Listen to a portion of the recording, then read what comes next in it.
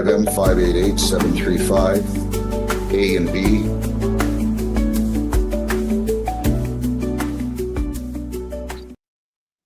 Hello. You have to start your video. 1 second. Oh, how do I? You got to start your video. Can you see me? Now I can see you. Your name? Your name? You have to unmute. I'm Maya Gardner. I'm sorry, I'm having. There you go. Tell me your name. I'm Maya Gardner. Why weren't you here September 15th? I don't live in the state of Michigan. Where do you live? Ohio. Where? Where? I'm sorry, I didn't hear you. I live Where in do you live? Tell me your address. I live in Akron, Ohio, 881 East Wilbeth Road, Akron, Ohio. Slow down. 881. East Wilbeth Road. Spell Wilbeth. Wilbeth.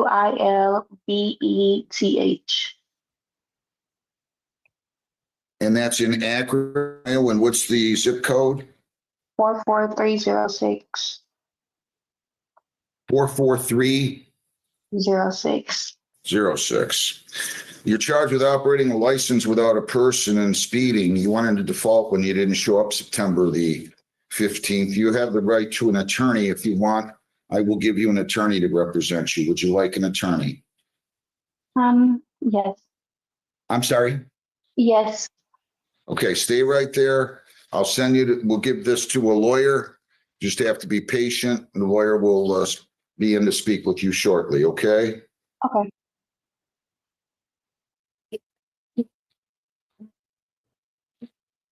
What else?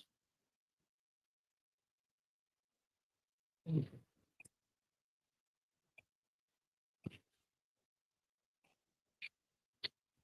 morning, Mr. Peel. How are you? Good, thanks. You know, Mr. Taffy, he should be.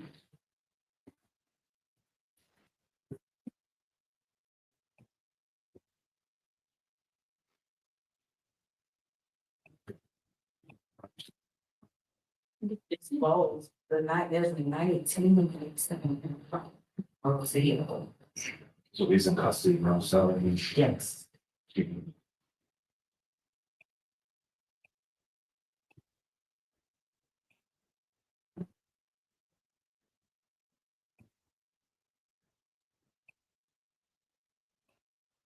Is it only PCCs today? No, there should be pre-trials, PCCs, exams. Yeah.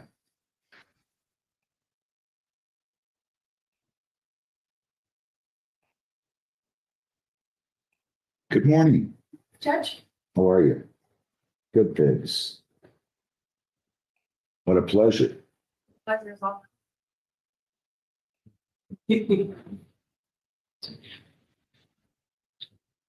You gonna come get on our list? Me? Yeah. I have been filling in here and there, Good. so I may come back a little bit, but we're gonna get Miss Kendra Brooks here on your list, which she gets sliced. Oh, great. I You're, was told to say hi to you with my sister. come on up here. I thought you were a defendant. You did not think. Come on up. You take the bar exam? I did for my. One more, come on up. Don't be don't be bashful here. Tina told me she's meeting you today at 4. She told me I had to say hi to you. Come here. Oh my God, yes.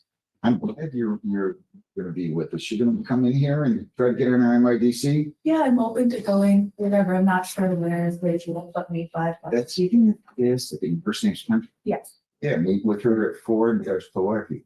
I heard. She's very excited. Well, that's great. Be a good confirm.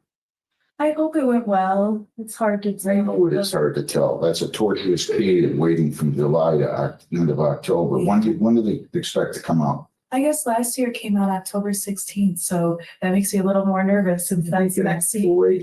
You'll pass. You'll pass. Where'd you go to school again? Detroit Mercy. Yeah, you'll pass. Well, you got a good mentor here too. Yes, I'm very thankful. Well, great. Really nice to meet you. It's nice to meet you too. Yeah, she's enjoying retirement. She is. She loves it. Pickleball. I know she's All the time. And now she's like going travel crazy. She just planned 3 trips Good yesterday. her. Very Good for her. excited. And I'll hear from tonight. Why aren't you retired yet? That's what she's gonna say to me. I guarantee it. Yeah. Oh, yeah, he's that way. Thank you. Yeah. Everything good? Good. Glad to hear. Do you have a case? Okay. Now I'm on. That's perfect. I always kid her about coming in and yelling at me. See how it. Yeah, right. Hey, you guys got it. I'll speak the start day. You can ready to go to over Joe.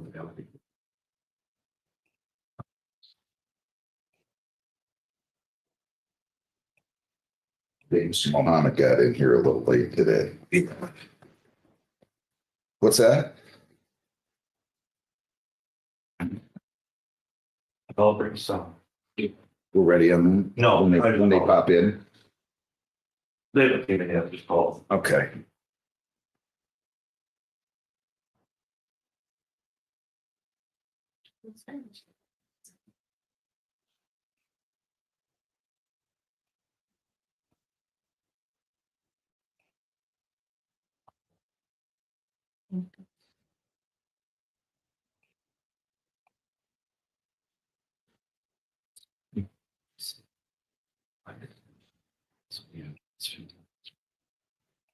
Thank you.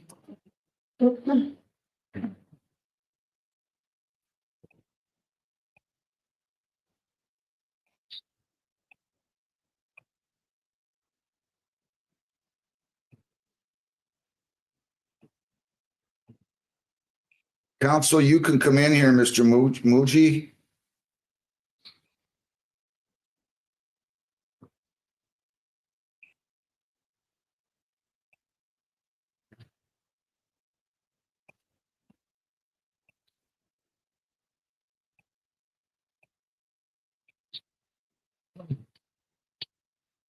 Counsel, you can come in here. Do I have Issa Alloway in here, 25G713404?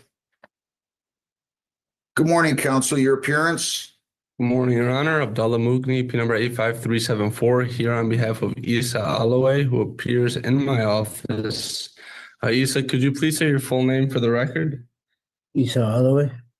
Counsel, I don't have any issue with this, but I'm not going to take a no contest plea unless there's a valid reason. You can't tell me it's because of restitution. Oh, yeah, it was just going to be for civil liability. So if you're not okay with it. I don't, yeah, I'm not okay with that. Whenever there's a theft or a damage, property damage crime, I'm not okay with that. They're going to pay restitution anyway. So if he wants to take a guilty plea under HIDA, I have no problem. I'll be glad to do that. 200 or more, but less than 1,000 with the felony to be dismissed. Is that what he wants to do? Do you want to confer with him more? No, that's good, Your Honor. We just figured we'd give it a shot. Do you understand what's been worked out here, Mr. Alloway? Yes, Your Honor.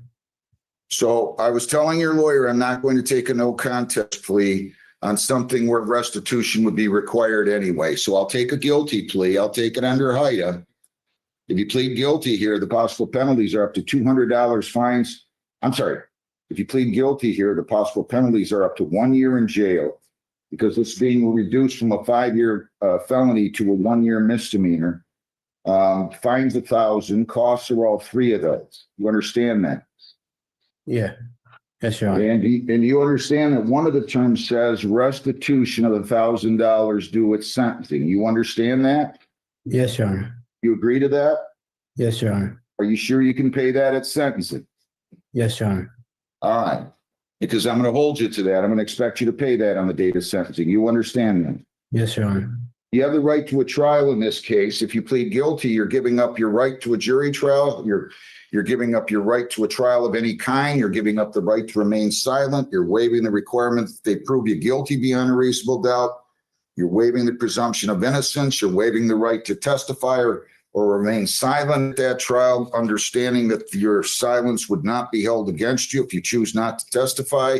You're waiving the right to question their witnesses, to bring in your own, to use the subpoena powers of the court to bring in those witnesses. If you plead guilty, you'll be giving up all those rights, and there will not be a hearing or a trial of any kind. Do you understand that? Yes, Your Honor. I just You have have any- one question. What does the no contest mean? What does that mean? No contest means they wanted me to look at a police report and establish what we call a factual basis. That will not be the case here. Oh, I want to ask you questions. Do you understand that? yes, Your Honor. So I'm going to find out what you did by asking you questions and having you tell me what happened. Yes, Your Honor. Any other questions? No. To the charge malicious destruction of a building, how do you, 200 or more, but less than 1,000, how do you plead? Guilty. Were you in the city of Gibraltar, County of Wayne on January 18 of 25 at or near 26400 West Jefferson in Gibraltar? Yes, Your Honor. What did you do that makes you guilty of this offense? I was there. What happened? I don't know what happened. I was with a group of people and like we were all messing around. Slow down. I don't want to know what anybody else did. Yeah. I don't want to know if you were there. Okay? Uh-huh. What did you do to damage that building? I You yourself, not anybody else. damaged it. I remember exactly how, but I did some damage to it. You got to Your be Honor, more would you mind- specific. I don't know what you mean. Did you take a bat to it? Did you drive No, into it? Did you I take hit it. I hit it. hit what? I hit like it was like a metal door. Counsel, help me out here. Did he drive his car into something? No, Your Honor, they allege that he used a closed fist to punch a metal door and it caused damage to it. That's what he did. Yeah. Why did you punch the door? I was just like, I don't know. You don't know why you punched the door? No, there was no reason. I was just like I was just messing around. I was being a kid. I'm sorry. Being a kid, and then you damaged the door? I as a never result meant, of- I never meant to make any damage. I swear. Listen to what I'm asking. Did you punch a door? Yeah. Did you damage the door? Yes. Was the damage to the door that you caused in excess of $2,000 to repair or replace that? Yes. Are you on probation or parole? Like before the incident, no. Right now, are you on probation or parole? No. Anybody force you to plead guilty or promise you anything to induce you to plead guilty? No. Okay, I'm gonna accept your plea. I'll take it under HIDA, MDOP 200 or more, but less than 1,000. I'm dismissing with MDOP, malicious destruction of a building, 1,000 to 20,000. So you're lucky you're keeping a felony off your record, okay? Thank you. I'm going to accept your plea. I'm going to order a pre-sentence report, and then we're going to set a sentence date. And you're sure you're coming here with the money, correct? Yeah. I'm sure. All right, Lisa, what do you have for me? October 21st at 8:30. Is that good with you, counsel? Yes, Your Honor, that'll be in person? I mean, it should be only because I want him to pay that money, Sure. okay? So yeah, let's do it October 21 at 8:30. Make sure you bring your money with you. And don't go down the hall and pay it until I order it though, okay? But today you have to come over here for a pre-sentence report over to the courthouse where you're going to be interviewed by the probation department. They will then make a recommendation. And your lawyer and you will have the opportunity to review that before the sentencing. Do you understand that? Yes, Your Honor. All right. Any questions? No. So he's going down to the courthouse right now. It's for the PSI, Your Honor, just to be clear. Correct. Correct. Okay. Okay. Where does he live at? Dearborn. Okay, yeah, that isn't too bad. You come over here from Dearborn and we'll see you here then, okay? All right. Best of luck. Thanks. Counsel, anything else? I'm all set, Your Honor. Thank you. Have a good day. Gardner Orange.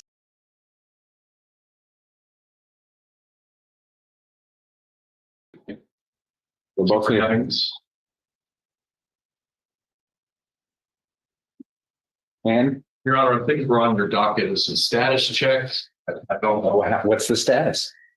I'm checking. We were on the court's trial docket maybe 2 Mondays ago. This was formerly Miss Staub's case. Okay.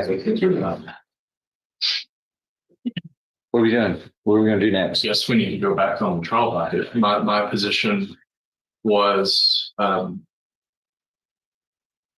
nobody had Who spoken. is on this one from the state? Nobody's assigned to it yet, Your Honor, but I'll. Well, Sarah's, Fine with you. somebody needs to be. She's been gone a while now.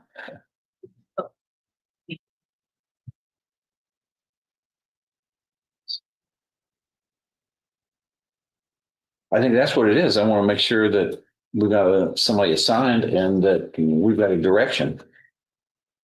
Or is there something else?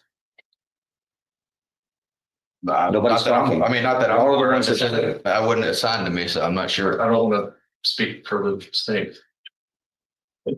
Y'all want a trial, right, Tom? No, I don't want to trial. Really? But the last time we were here was on a trial docket 2 or 3 Mondays Okay. ago. What was said? What is it y'all are trying to do from the defense? Dispose of it without a trial, I guess. We are. My understanding from Ms. Staub was that nobody had spoken with the complaining witness in some time. My investigation has advised us that the complaining witness is not interested in prosecuting this case for Okay. whatever that means. Well, certainly, But Your Honor, I'll. you don't have contact any them and give information you an update. No, sir, that's why I did. It's Okay. the nature of the case. I like that. I'll just take it and start, ask Mr. Laird if I can take it and start looking into that. Okay, we got nothing today then to resolve. I'm gonna do 2 more weeks. It sounds like.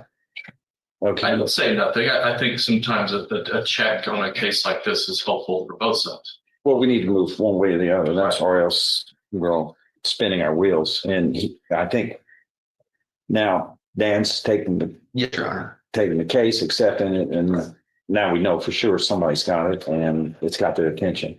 2 weeks. Yes. You Excuse you. want to do so. I'll do it. Ronald Cameron, Not right there, yes. Research.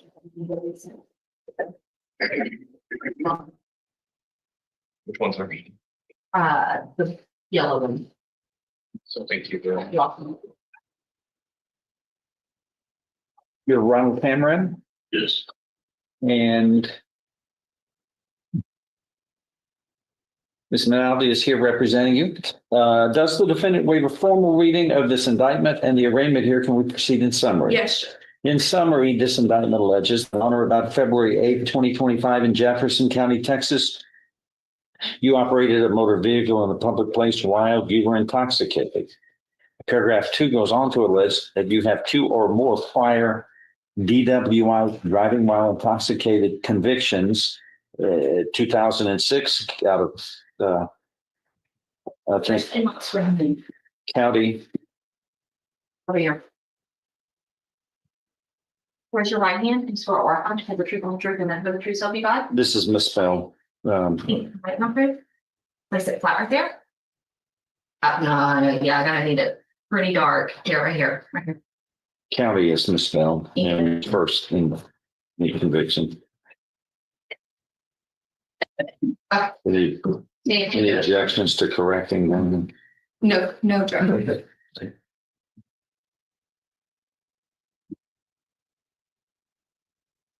This states in paragraph 2 that in 2006, you were convicted of a DWI out of county criminal court at law 11 of Harris County. Another allegation states on September 23rd, 2011, county criminal court number 11, Harris County, another DWI.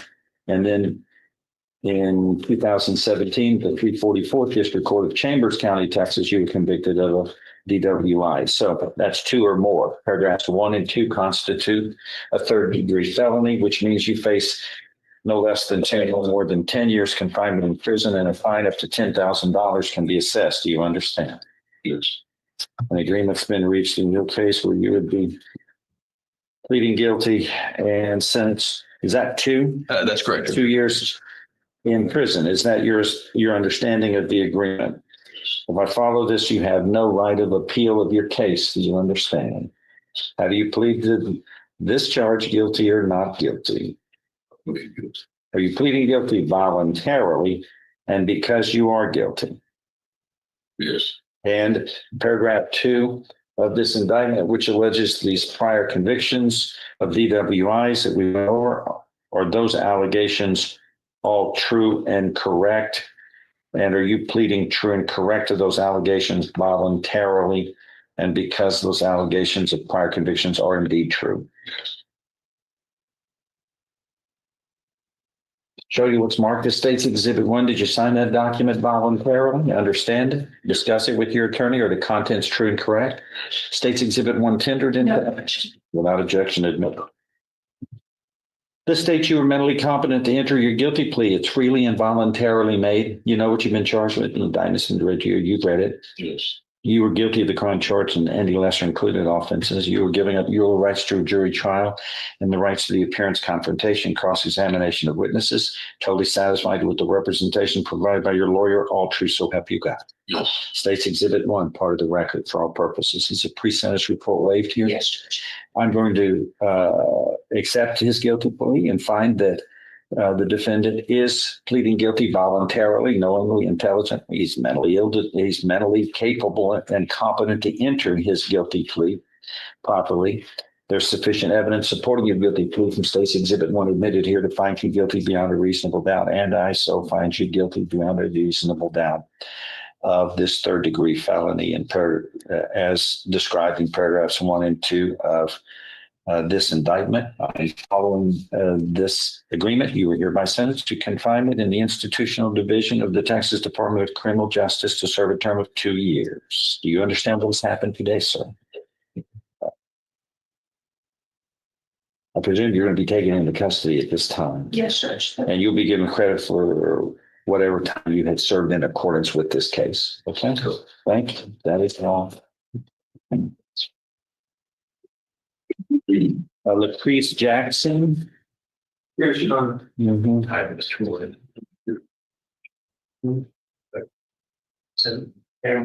Did we pass David's speaking? We're going to get to that. Oh, after I'm this. sorry. I didn't. Lucrease.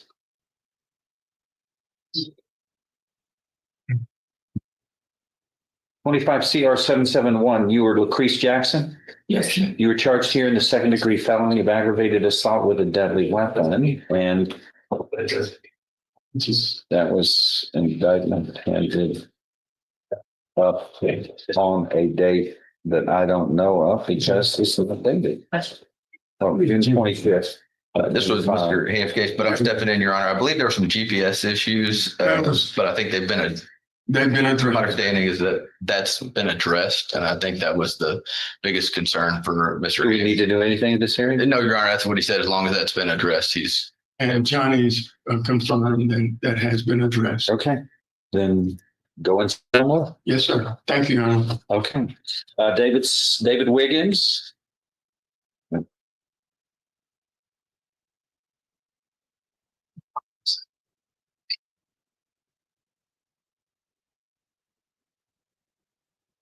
I believe there were the motions for competency filed by Ms. Minaldi the last time. And Where'd she go?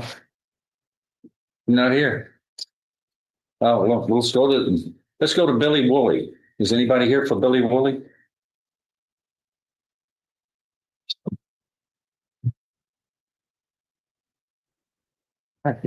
Here. He's. Here's the list.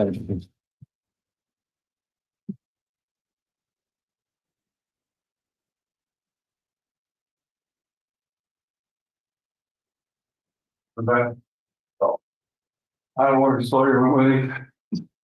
I went to go talk about the offer and I hadn't seen him since, Judge. Huh? Billy Woolley. Okay. There's gonna be an issue on his bond that I'm gonna have to file. Cause I've got video and GPS evidence. He was at the river yesterday and joined himself, or day before that joined himself. Okay. I'll file that. He doesn't plead today. He's supposed to plead.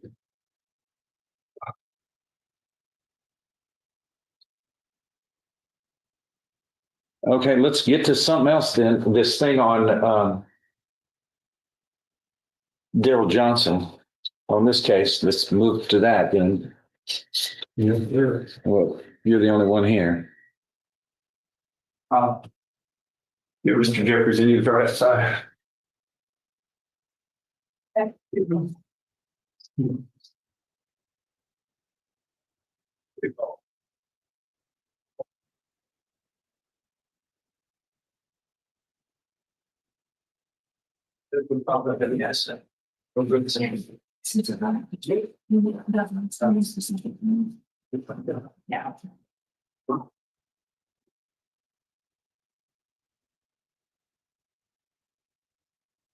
Okay, what are we doing on yours then? Contact with him. He was in the room about a month ago, I believe. Who is this? David Wiggins. I've got Cameron. That was a David Wiggins. Wiggins. Thank to Mr. Wiggins, he was reinstated on probation for a second time about a month ago. It's my understanding that he was absconded since then. All right, let's deal with that one then. I don't think we see know. him here today. They, I gotta have a bailiff call into the hall. they're in the back with that guy. They can do that.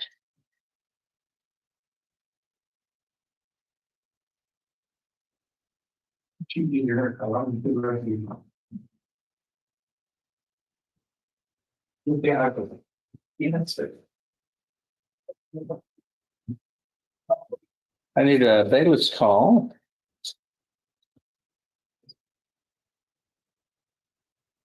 We're talking about David Wiggins? Yes. Okay, David Wiggins is called 23 CR 1479. There is no answer in the courtroom for David Wiggins. I asked the bailiff to call into the hall for David Wiggins.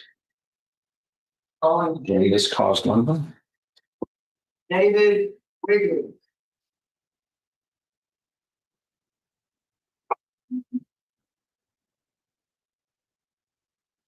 No response. No response to that name called into the hallway. No response to the name here.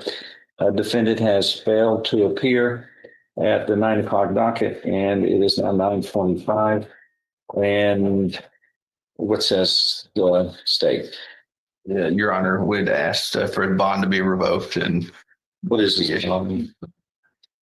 He was reinstated on probation. We need to file a new amended motion. To revoke probation. Why? There's a first amended motion filed. I have already amended. Or a second amended. He's been reinstated on probation twice.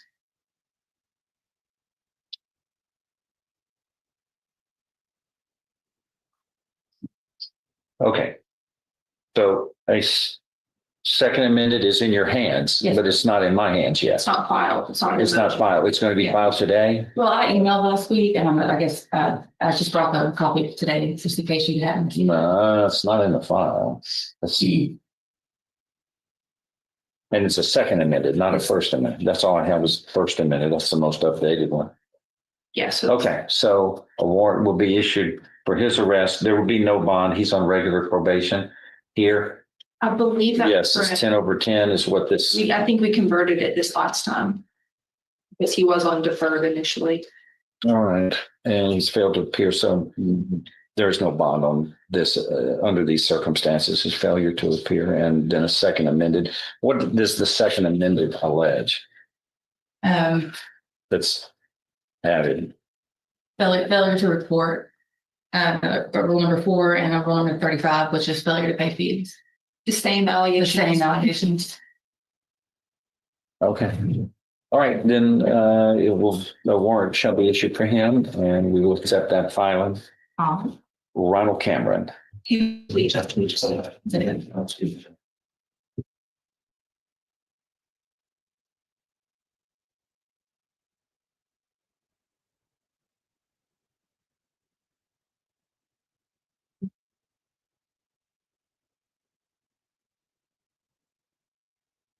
What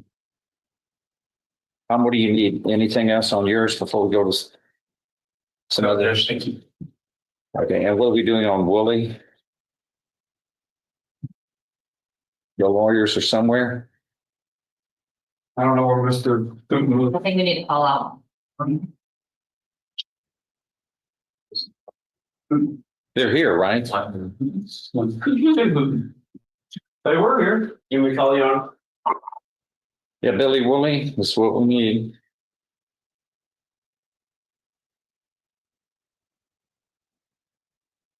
Ellie Woolley. Ellie Woolley. Maybe it's not here.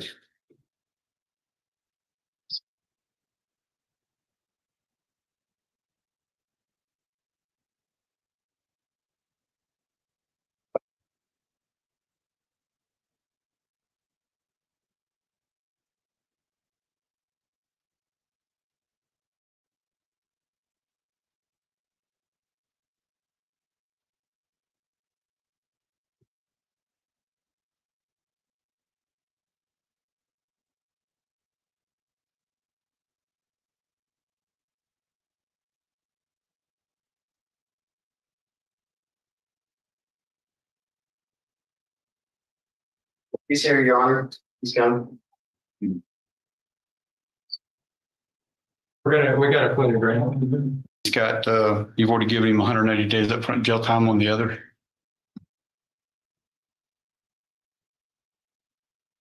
So he's going to dismiss his appeal on the trial case, and then we're going to do the deferred on the choking and aggravated.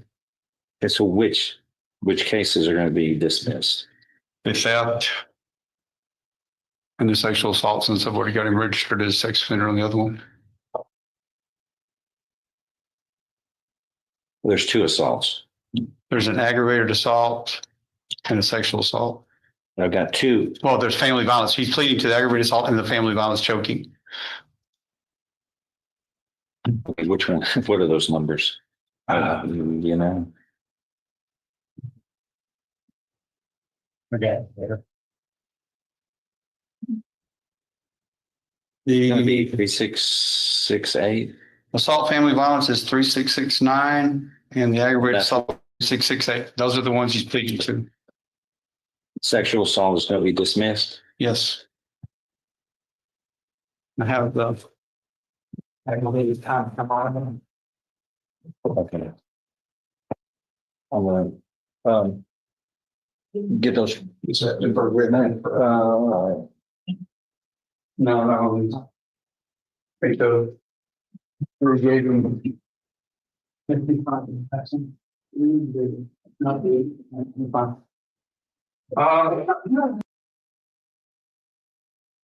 568, present before the court is Mr. Carroll, right? Sir, Your Honor. Mr. Harrison, the prosecutor's office, Officer Kell from probation. We're here today, Mr. Carroll, because I've received a report that alleges you have violated the terms of your supervision. The allegations are that you tested positive for meth on October the 1st and August the 25th, admitting use. The recommendation is that we send you over to a CBCF. The plan is to set this for a final hearing and do the referrals for the community-based corrections facility, someplace like STAR or CCC, and decide what to do when we come back for the final. You have a right to be represented by a lawyer at the hearing. If you can't afford one, I'll appoint a lawyer for you. Do you want to be represented by a lawyer? No, sir. This item has a waiver that tells me in writing that you don't want to be represented by an attorney.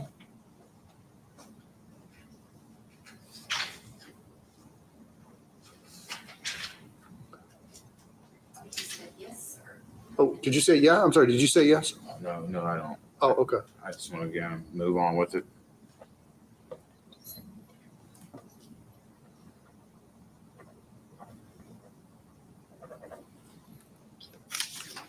All right, court finds there is probable cause to believe that you violated the terms of your community control. I'm going to set this for a final hearing. That's going to be in about a week to 10 days. Hopefully we'll have the referrals back from the CBCF, figure out what to do about all of this. Is there anything you want to tell me today? I just apologize to the court for not following through with what I was supposed to do.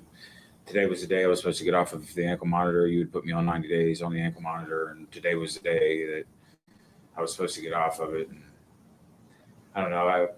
Abby West has been a great PO, and I've talked a lot with her. Unfortunately, she hasn't got back to me yet.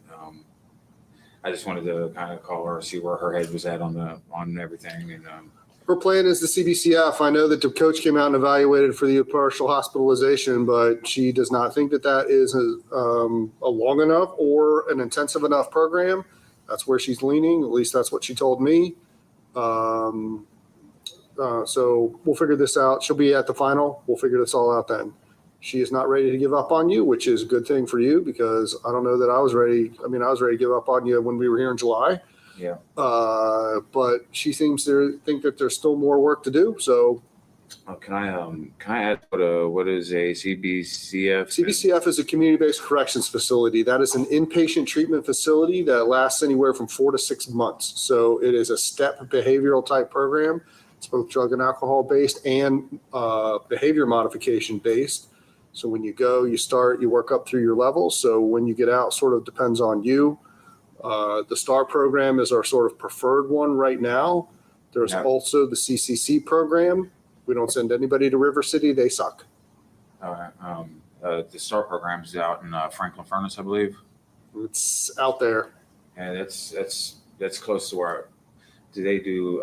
Is there would I be able to have my family come visit me out there? Or? I don't think that they do visitations at STAR, but I don't know the answer to that. Okay. It's like 17 minutes from my house. The STAR program is. I go fishing at a pay lake that's right around the corner from there too. But it at least puts me in the vicinity of my family. Whether I get to see them or not is a whole nother thing.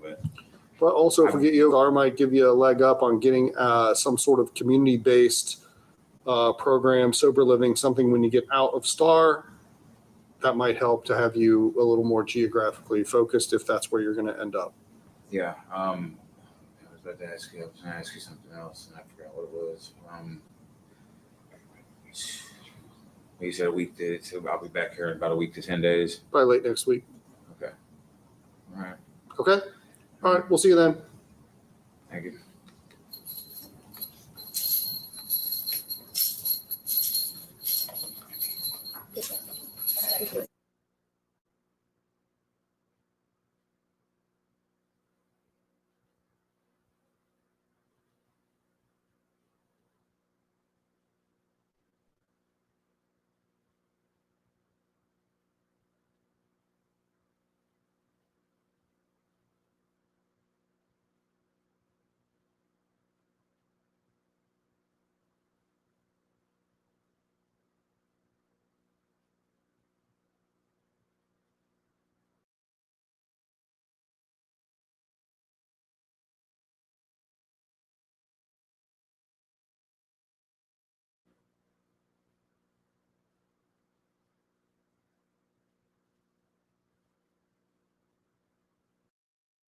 Amaya Andrea Gardner Orange, 25M588735 A and B. Good morning, Mr. Graziani. How are you, Judge, and your staff? John Graziani, King number 43387. Judge, I was handed this by your court officer, and initially Gardner Orange was going to be appearing for her. I have no problem taking this. However, because of the logistics, it appears that she's currently in Akron, Ohio. I have not had the opportunity to talk to. Oh, okay. Well, I'm seeking a German judge. Well, why don't you go on? Where is she now? She's on Zoom. If he wants to log in, I'll put him in a breakout room. Yeah, if you want to log in, we'll put you in a breakout room and you can talk to her. I need a computer. I didn't bring my computer this morning. That's all right. He'll set you up. Thank you so much. No problem. So you'll go on, you'll talk to her, you'll talk to the prosecutor. If you can't resolve it, you need an adjournment. We'll just get her arraigned and move it on. Okay? Thanks. People against Famazi Holakava, 25M574374. Good morning, Mr. McDermott. Good morning, Judge. Sean McDermott, P46101 on behalf for Mr. Dezolakava. We do have a resolution, Judge, to speeding 1 to 5. I do have full authority to accept that offer. Request 2 weeks to pay. Limited access, right? Correct. All right, to that charge on his behalf, limited access, 1 to 5 over responsible or not responsible? Responsible. All right, I'll accept the plea, $200, pay by October the 21st, okay? Thanks, Judge. Have a good morning. Hey, you too. Take care. Good to see you. Marvante Marquise Collins, 25M589-887 A and B. Okay, sir, your name? All right, so you met with the prosecutor. He's asking me to adjourn it. That's what you want, so you can go get a valid license? October 21st at what time, Lisa? 9 o'clock. At 9 o'clock. Okay, sir? Yes, sir. All right, so if you want a court-appointed lawyer going forward now with this, you're going to have to fill out a petition for one. Otherwise, you can represent yourself, all right? Any questions? No question. Best of luck. Go down the hall, get your notice, and we'll see you here in 2 weeks at 9 o'clock. Good luck.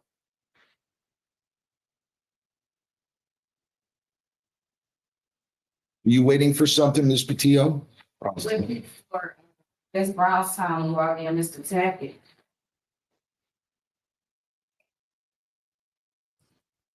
Who are we waiting for? Do you know, Jen? I have no idea. I just talked to her for schedule. You know who the lieutenant is or detective? No?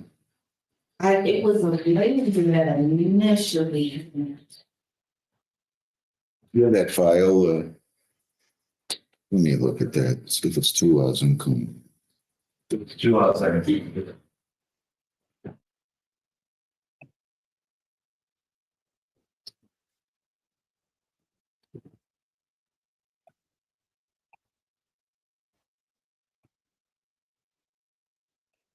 You have reached Downtown Police Department.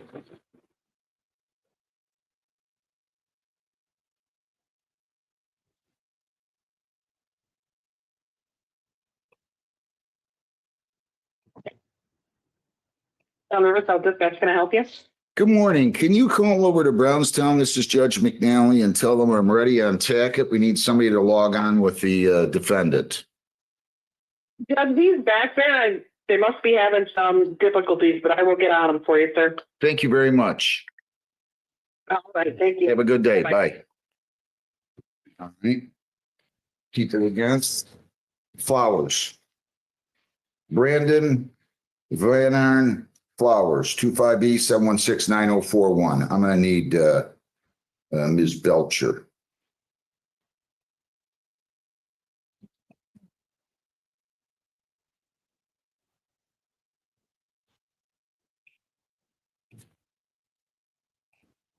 Can you call and have them bring her in with your client? Stop sharing. Stop sharing. Up the hearing. I'll show you.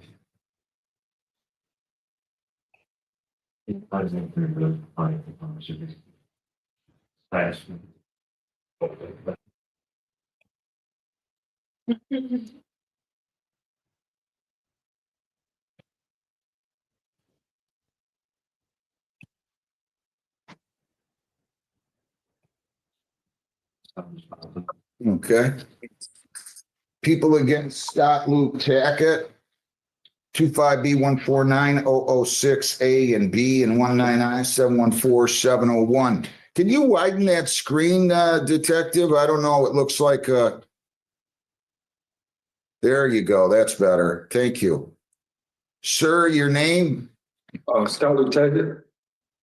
The advocate on behalf of Mr. Tackett. Detective, your name? Detective Claft, Brownstown Township Police Department. All right, let's start with 199714701. That's the suspend charge from 2019. How is he going to proceed on this? Stands mute, sir. I will enter a not guilty plea. That case is out of Grosse Ile. I will come back and set the bond on that. Now we have out of Brownstown, 25B149006 A and B. Those emanate from an incident on July 6th to 25. Does he stand mute and waive formal reading on those? Yes, sir. Not guilty pleas are entered on those. Where has he been? Why doesn't he show up?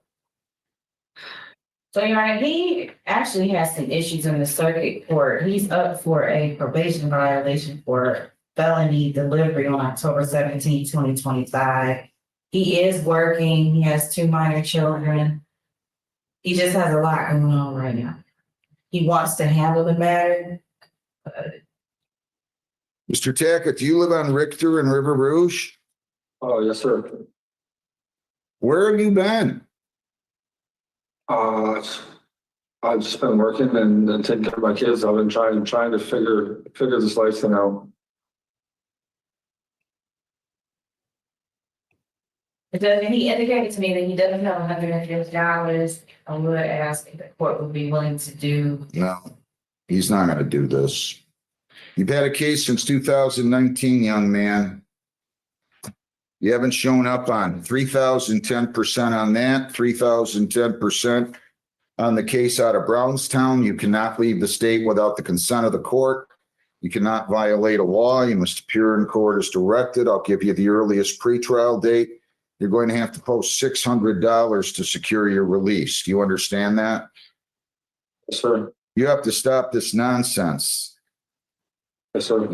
All right, what do we want to do? I think we need to do the 14th, right? Or wait a minute, these are local ordinance. So I'm going to do October 8 on the Brownstown case. That will be at 10:30 in the morning. The Rosio case, that's a state case, I believe.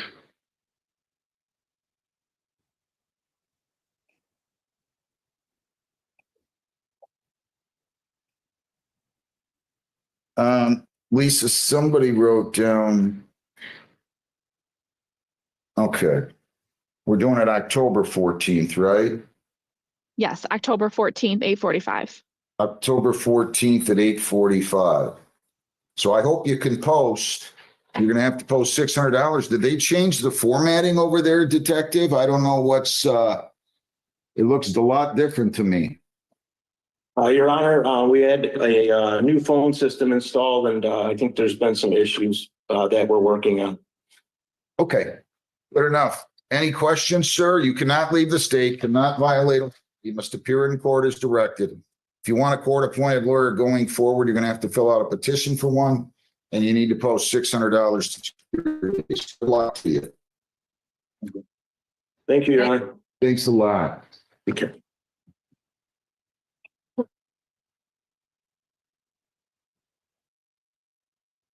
Sadie Tahiri, 25M594705.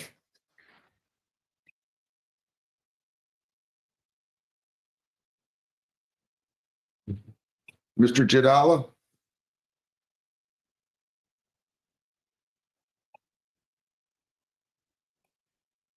Mr. Jadala, your appearance? Your Honor, Sam Jadala, P62186, appearing on behalf of Mr. Tahiri. They wouldn't offer you anything, right? No, Your Honor, and there's a stipulation to a Zoom formal hearing if this court would so approve. We're not going to actually have a hearing. We're just trying to see if the officer will come and maybe we could work something out. I mean, as long as there's not going to be a hearing, I'll give you I'm going to set it for formal. Okay. October 21, Lisa, at what time? 9:30. At 9:30, but if you're going to go to hearing, you're going to have to appear that day, okay? Understood, Judge. If it's not going to be a hearing, I'm fine with you doing that if you're sure of that, all right? Thank you, Judge. May you staff have a wonderful day. You too. Thanks a lot. Where is Ms. Belcher? Do you have her?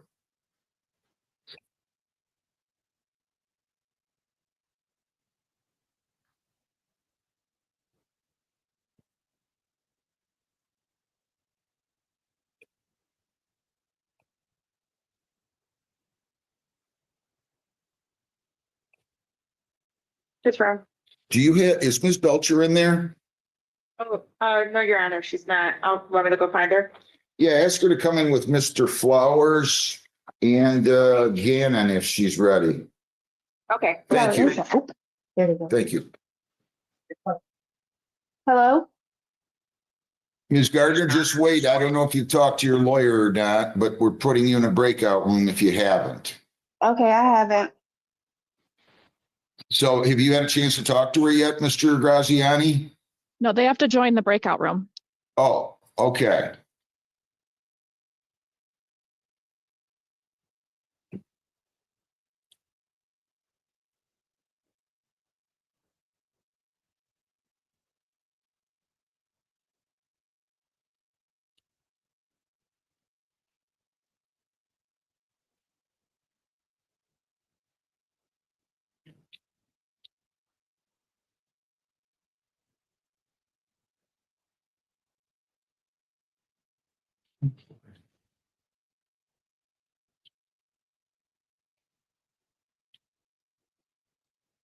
Yeah, number 25F722969. Okay, your appearance? Yes, good morning, Your Honor. Deanna Belcher on behalf of Mr. Gannon. All right. Your Honor, I was appointed to represent Mr. Gannon last week. At that time, I did make contact with his brother and his father. There have been a number of petitions filed with the probate court to have guardianship established and or to have Mr. Gannon committed. My understanding is those mental health concerns are what led to his interaction with the police on the date and time for the file that's before Your Honor. Mr. Gannon would not take my calls or would not get on the phone with me out of some paranoia concerns. I received a telephone call this morning from an individual that is with Mr. Gannon. They were trying to get him placed on Zoom. Based on my conversations with the family, my review of everything that they sent over from probate filings, I'm going to be making a request for competency. The problem is, Your Honor, is he's so paranoid, he's not willing to cooperate or come into the courthouse. So They can't even get him on Zoom. they tried this morning, Judge. They did, they called my office. I received a message. I did call them back from my cell phone, and he's not cooperating to get out of Zoom. The family is extremely concerned for his safety. And I told the family that I would relay those concerns to the court. I don't know what our options are. I certainly think that a referral for competency would be appropriate, but it's a little challenging if we can't get Mr. Gannon in front of Your Honor. Call Mr. Mohammed in here, please. Did you explain all this to Mr. Mohammed? Yes, I did. I did explain my concerns to Mr. Mohammed this morning. However, without him being here, Mr. Gannon, that is, Mr. Mohammed did not know what Your Honor would do as far as. Wait, don't go anywhere. Your name? Good morning, Your Honor. Mohammed on behalf of the people. So she's asking for a competency exam. You understand he's not here.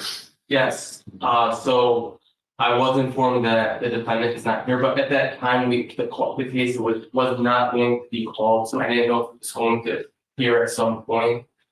And the defense counsel informed me that she was going to request for you, to Your Honor, to make a request to the police to pick them up. Yeah, Judge. So the letter that I received from the family, the police were called for a wellness check for Mr. Gannon, which is what led to the incidents that are in the case before Your Honor. So I'm not sure how he did not get taken to the hospital. I know Flat Rock and Brownstown were both contacted, but the family is very concerned. They've sent me a number of combined court filings with letters. Lieutenant Rembush, are you on this case, sir? Good morning, Your Honor. Yes, I am.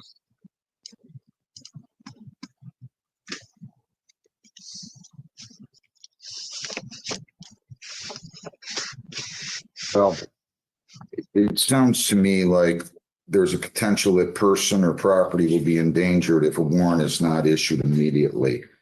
If he's not here under these circumstances, I'm gonna go ahead and issue a bench warrant. I'm gonna have them pick him up. I'll make a note that defendant failed to appear, so bench warrant to issue and forfeit bond. And if you think, I think I'd like you to do this for me, please. I want you to go call the family one more time. Yes, Judge. Tell them if he doesn't get on right now, the judge is going to issue a warrant. Yes, Judge. I'll call his brother. And then you let me know when Mr. Flowers is here and we'll go from there on that. Thank you, Your Honor. Thank you. Yeah, that's what I'm going to end up doing, Lieutenant. If Mr. Gannon doesn't show up, I'm gonna issue a warrant. I hope you were privy to that argument that Ms. Belcher was making about his mental state right now. And I think we better have him taken into custody to the extent that you have the manpower to go over there. And I hope you do. So I haven't issued the warrant yet. So if you can stand by and we'll find out what happens and we'll go from there. Okay. Sure, Judge. Understood. Thank you. Thank you very much. People against Tia Marie Trucking, file number 25S118230. Good morning, counsel. How are you? Your appearance? Good morning. Good to see you, Judge. Kenneth Thompson appearing on behalf of Tia Marie Trucking. All right, so this is an overweight. It looks like the amount of the overweight would call for fines and costs of $861. They're reducing them to $600. True? That is correct, Your Honor, and I do have authority to accept responsibility on behalf of my client. Behalf of your client to the charge of overweight, responsible or not responsible? Responsible. Plea is accepted, $600 payable by November 7th. Okay? Thank you very much, Judge. Have a good day. Thanks.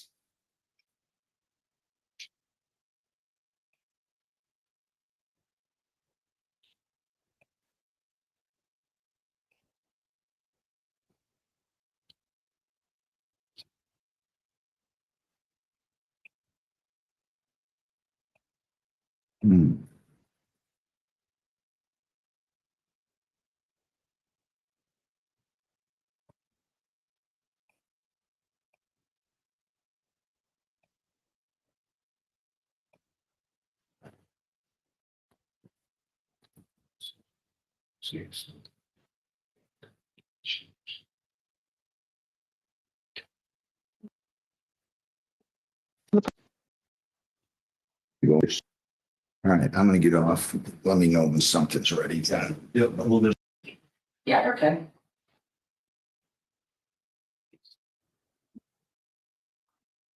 This one up, or did Gannon and Flowers up here? All right, people again. Jason Daniel O'Day. 25T720595. O'Day.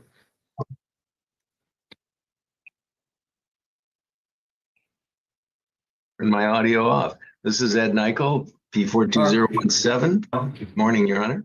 Good morning. Is Mr. O'Day there with you? He is. Mr. O'Day, come here, please. You just shut your video off, Mr. Nyko. Oh, I'm sorry. Yeah. That's right. Didn't realize it was on in the first place, so. That's okay. And I keep, there we go. All right, Mr. O'Day, your name? Jason O'Day. All right, Mr. Mohammed, did you write this one up or did Ms. L.A.? This is Jason O'Day. Yes, I was on that. I am on that case. So, Your Honor, I've had an opportunity to speak to the complaining witness who is here in the courtroom. He's informed our office that he does not wish to move forward. And my understanding based off discussion with defense counsel is they will be making a motion to dismiss. And there's no objection because the complaining witness. I'm not granting a motion to dismiss unless you move to dismiss. I told you this before. If you're moving an alley pros because the complaining witness does not wish to proceed, that's fine. Otherwise, I'm setting it to trial. I don't have any authority to grant a motion to dismiss on motion of the defense because the complaining witness does not wish to proceed. If the complaining witness does not wish to proceed, that's fine. Then you can move to an alley pros. Understood. I would just make the request that the court will adhere. Come on up here, sir. Who's the victim? No,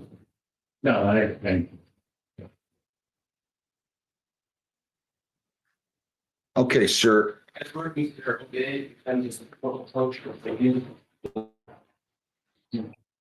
And judges, so the court is aware, the complaining witness, Mr. O'Day, does have a little bit of hearing trouble. Okay, sir, your name? Edward D. O'Day. What is your relationship with the defendant? He's my son. Okay.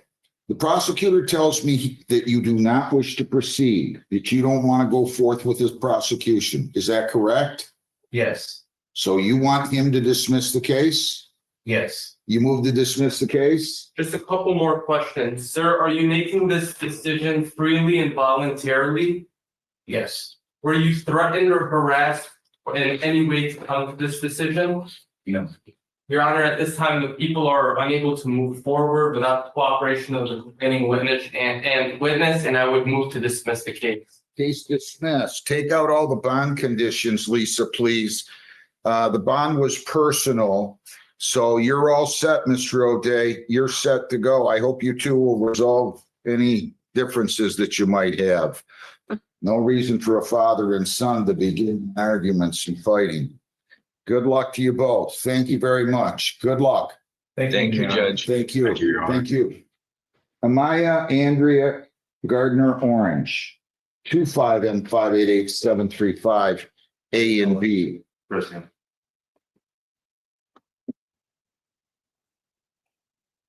Ma'am, your name? Maya Gardner. All right. I need to just get your lawyer in here. It says that there is going to be a 2-week adjournment. So if you'll just bear with me, we're going to do October 21 at what time, Lisa? 9:15. Okay. Yeah. And Judge, just so you know, Mr. Gannon is in the waiting room. Okay, we could take him next. Perfect.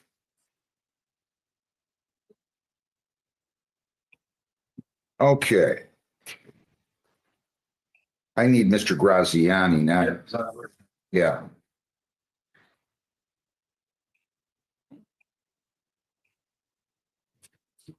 All right. Good morning, Mr. Graziani. Your name? For the record, John Graziani, P number 43387. I had the opportunity to discuss this matter with your Mohammed, and we're seeking an adjournment of 2 weeks. For purposes of arraignment, does she stand mute and waive formal reading? Yes, she does, Judge. I'm entering a not guilty plea. Ma'am, I'm giving you a $500 personal bond. Since you live in Ohio, you can leave the state without consent of the court. You cannot violate any law. You must appear in court as directed, and you have to show up here on October 21st at 9:15. How far is Akron from here again? Is it? It's about 150 miles. Yeah, you could appear by Zoom. Okay, ma'am? Okay. Thank you so much. Can you just explain to me kind of what you say? You said something about a bond? It's a personal bond. You don't have to post any money. I have to set a bond in every case, okay? So I'm giving you a personal bond. You don't have to post any money, but you're going to owe $500 to the people of the state of Michigan if you don't show up, or you violate a law, or you violate any bond condition that I set at any other subsequent time, okay? Okay, thank you so much for that. You're all set. We'll see you here in 2 weeks. Thank you. Make sure you take care of your business. Jesse, I have another Jess- question. I'm sorry? Would this be the same member ID for the Zoom? Yes, you're stuck with me on this. Okay. Represented by Mr. Hardman. We have Mr. View from the prosecutor's office. Excuse me. What's that? You just insulted Kevin. We have Mr. Harden, Yes. Mr. Martin, Mr. View. All right. I don't know what I said, but. Mr. Hardman in here. Oh, yeah. Okay. So we worked out a deal today, Mr. Martin. You're going to enter a plea of guilty to count 1. Wait. I thought we went with the two years? Should be count 1 on the ethics, minimum 2 years mandatory to 3. Do I have the wrong plea form? Because this says. Oh, you do. I'm sorry. 3rd degree. Page. I guess I should have looked at them before I give it to you. So On first page. Sorry. If Mr. Hardman were here, we would have it right. Yes, I think so. All right. So entering plea to count 1, aggravated trafficking of drugs, 2nd degree felony, joint recommended sentence of 2 to 3 years in prison. Right? Yes, There correct. was also a discussion, Mr. Martin, about a Different sentence, which is that you would plead guilty to a third-degree felony, that you would be sentenced to 36 months in prison with judicial release into a community-based corrections facility. But you're declining that. You want to go with the mandatory 2 years, right? Do we have a jail time credit figured yet, or are we still working? 41 days, Your Honor. 41? How old are you, Mr. Martin? 41. How far did you go? 41 in January. How far did you go in school? 9th grade. You read and write English? Yes, sir. Are you under the influence of drugs or alcohol? No, sir. Are you taking any medications? No, sir. Are you a United States citizen? Yes, sir. Other than what we've talked about, has anybody made any threats, promises, or representations to get you to plead guilty to this against your will? No, sir. I have a document entitled Change of Plea and Entry. It looks like on the second page, there's a signature, third page, signature above line defendant. Is that your signature? Yes, sir. Did you review this with Mr. Harden before you signed it? Yes, sir. Are you satisfied with the representation that you've received in the case? Yes, sir. You're going to enter a plea of guilty to 1 count of aggravated trafficking in drugs. It's a second-degree felony. Carries with it up to an 8 to 12-year sentence. It also carries with it a mandatory period of post-release control. That means the adult parole authority is going to supervise you from anywhere from 18 months to 3 years. If you violate the terms of that supervision, you can be returned to prison for up to 1/2 of my original sentence. Or if you violate by committing a new felony, then you can be returned to prison for up to 1 year, or the amount of time you have left on post-release control. It's automatically, whichever of those is the longer period. It's automatically consecutive to the sentence that you would receive for the new felony. It also is subject to a mandatory fine in the amount of $7,500. But the thought is that you're likely going to be found indigent for the purposes of fines and costs. Before we go any further, I want to make sure that you understand your rights. You're presumed to be innocent in this case. That means that you can't be sentenced or punished until you either plead guilty or the state of Ohio proves that you're guilty. If they can, they have to do that unanimously to a jury or to a judge beyond a reasonable doubt at a trial. You would have the right to confront all the witnesses against you at the trial, compel witnesses to testify on your own behalf, and you have the right to remain silent.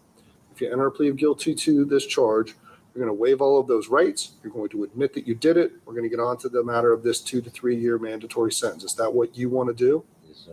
Mr. View, what are the facts? Your Honor, if the case were to proceed to trial, the state would produce evidence beyond a reasonable doubt that on February the 19th of 2025, in the city of Middletown, Warren County, state of Ohio, that the defendant did aid and abet co-defendant Brittany Clark in transporting 48 grams of methamphetamine that was intended for sale or resale.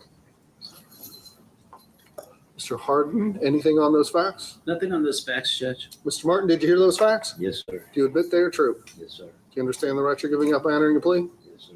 What's your plea? Guilty. Based upon the plea of guilty, I'm going to find you guilty. I think you've made a knowing, voluntary, and intelligent choice here today, only after you had been fully advised of your constitutional rights, which you waived and rejected here in open court. Any reason not to go into the matter of the sentence today? No, Your Honor. No, Your Honor. So we have 41 days of jail time credit, right? That's correct. As a preliminary matter, Mr. Martin, your attorney has given you this, what we call a notification regarding Reagan Tokes. That means that you're going to get an indefinite sentence. It's going to be 2 to 3 years in prison. It's presumed that you're released at the minimum term, but the Department of Rehabilitation and Corrections may, under certain circumstances, keep you up to the 3-year period if you don't behave yourself while in the institution. I can read this notification to you if you want, or if you're satisfied that you understand it, we can move on. All right, we'll attach that as Court's Exhibit 1. Also, we have a notification for post-release control. That's Exhibit 2, that you're subject to a mandatory period of post-release control of anywhere from 18 months to 3 years. Do you want me to read that to you, or are you satisfied that you understand that? I'm satisfied, sir. All right, we'll also attach that notification as Court's Exhibit number 2. Mr. View, anything from the state? Nothing additional, Your Honor. Thank you. Mr. Harden? Thank you, Your Honor. I would ask the court to find my client indigent. He does not have savings or anything like that, no property. The vehicle that they were in was not his. The home was not his. And given the stretch that he'll be doing, he's not likely to have Anything you want to tell me, Mr. Martin? No, sir. I'm going to sentence you to 2 to 3 years in prison. This is mandatory, means you're not eligible for judicial release, can't let you out early. Going to give you credit for the 41 days you've already done. This includes the mandatory period of post-release control that I told you about, and also that's on the notification. And I find you're indigent for the purposes of fines and costs. There won't be any financial sanctions. You do have the right to appeal this to the 12th District Court of Appeals in Middletown. If you don't have the funds to hire a lawyer to obtain a transcript or to pay the costs, they'll all be provided to you at no charge. Good luck to you, Mr. Martin. Thank you.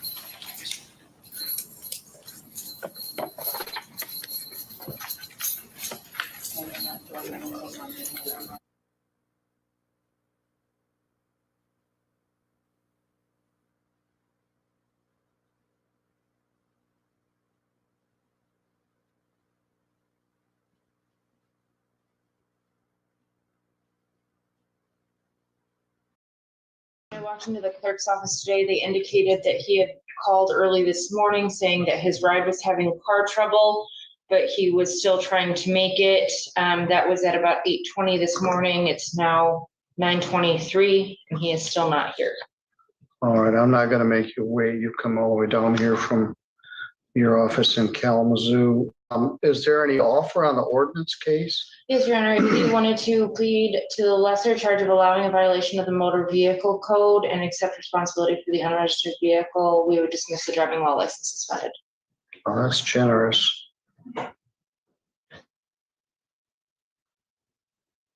All right, I'll relay that if he appears. He has a different view of the world than you and I. And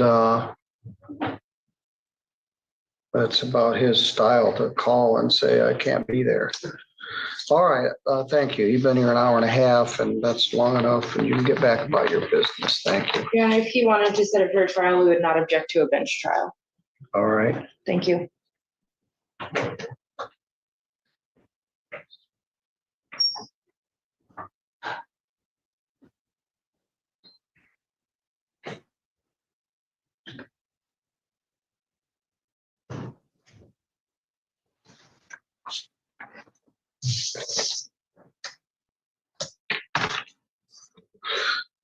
Mr. Gibson, why don't you come up and have a seat?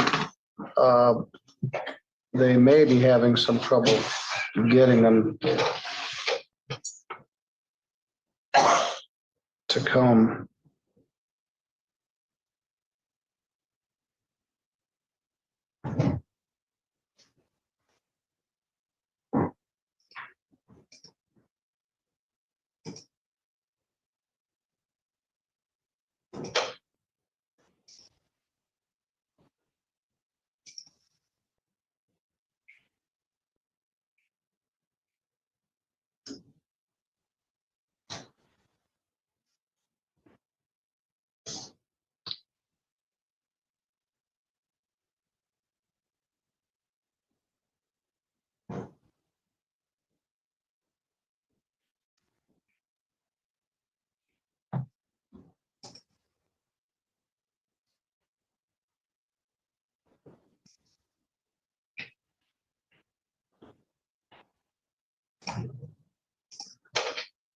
Here he is.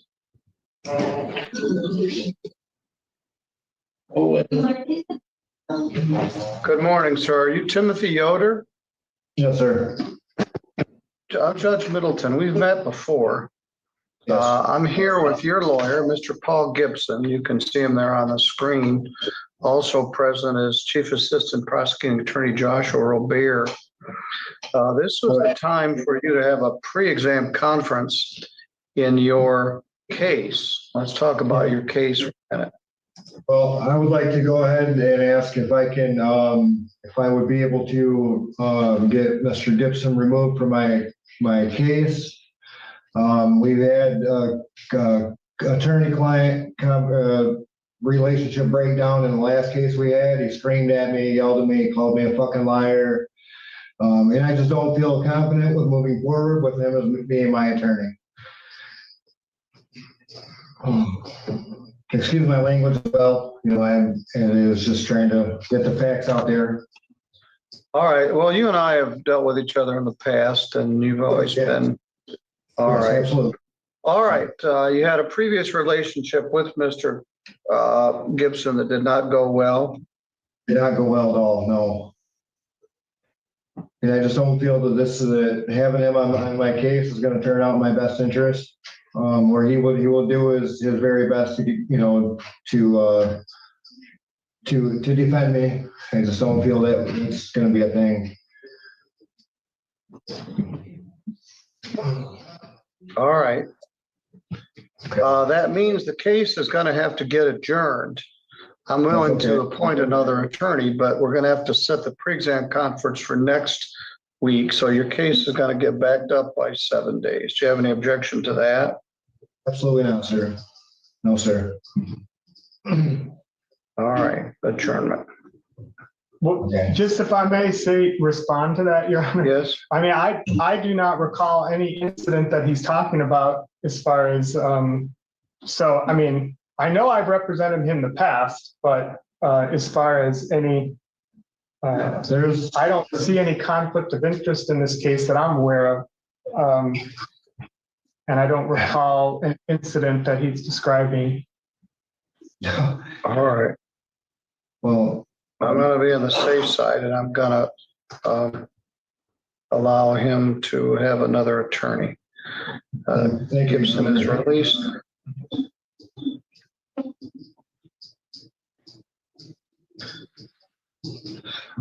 Appoint other counsel.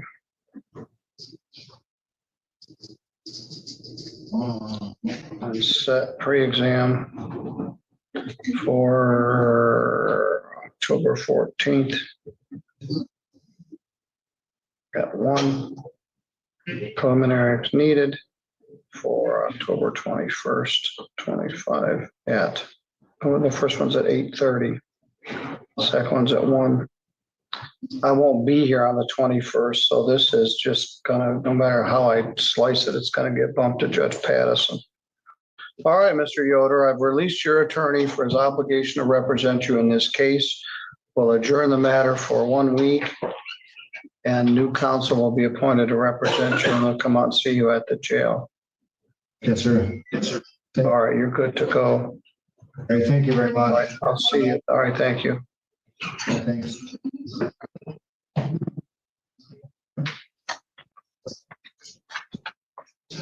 Paul, is that the only one you had this morning? Yeah, that's the only one I have here. All right, you're good to go. Next, we're gonna deal with Mr. Garn. He did have a waiver of his prelim, but he also had a pretrial this morning. Then we'll start to deal with Luke's cases. Mr. Kovac next. In the meantime, let's call Stephen Carl Swihart. Mr. Swihart is Mr. Dawson's client. He posted bond. Attorney Nossinger was appointed to represent him. He posted a $7,500 cash surety. He is not here. You haven't any contact with this defendant? Judge, I met with him at the jail. Oh, he's at the jail.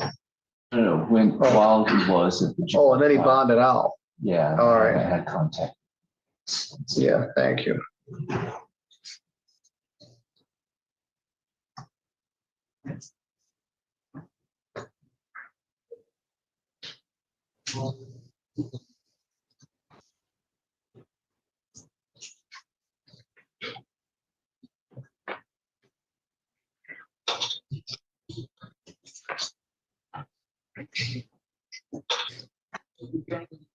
I don't have a phone number.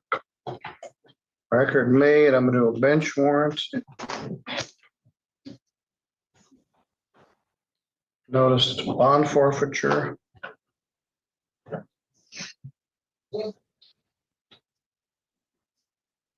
Bonding company posted $7,500. And a new bench warrant.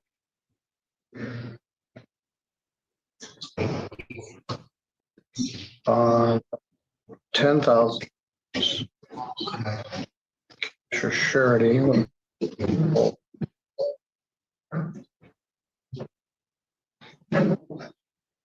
Good morning, Mr. Garn. Can you hear me? Yes, Your Honor. This is Judge Middleton. I'll be with you in just 1 sec.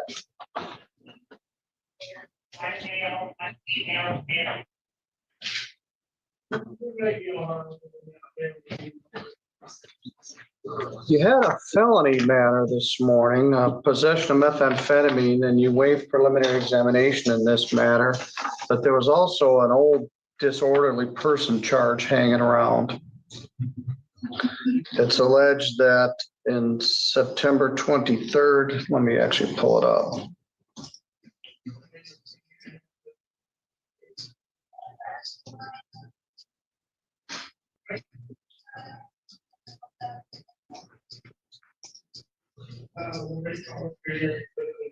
That you were a disorderly person at West Chicago in Ottawa.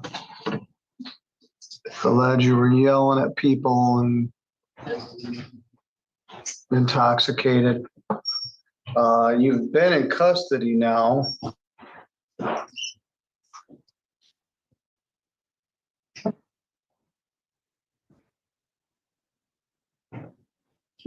For 14 days.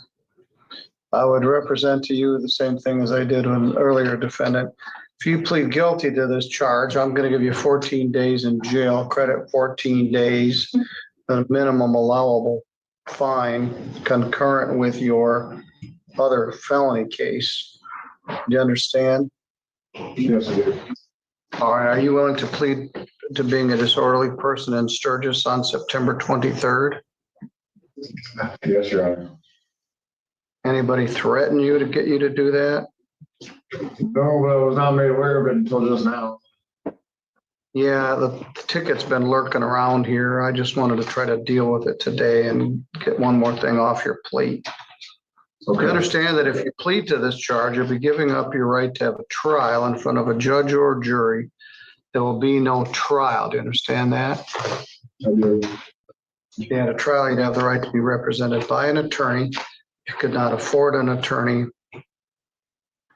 get a point one for you at county expense.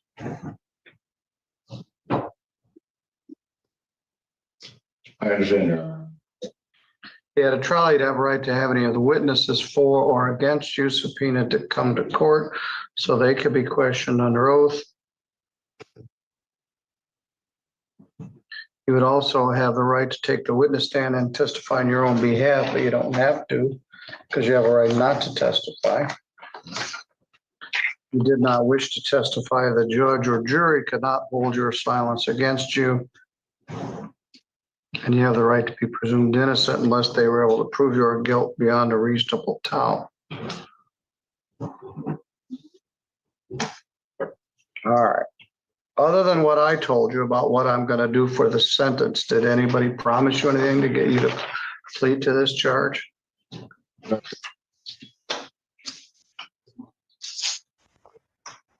Or threaten you? No.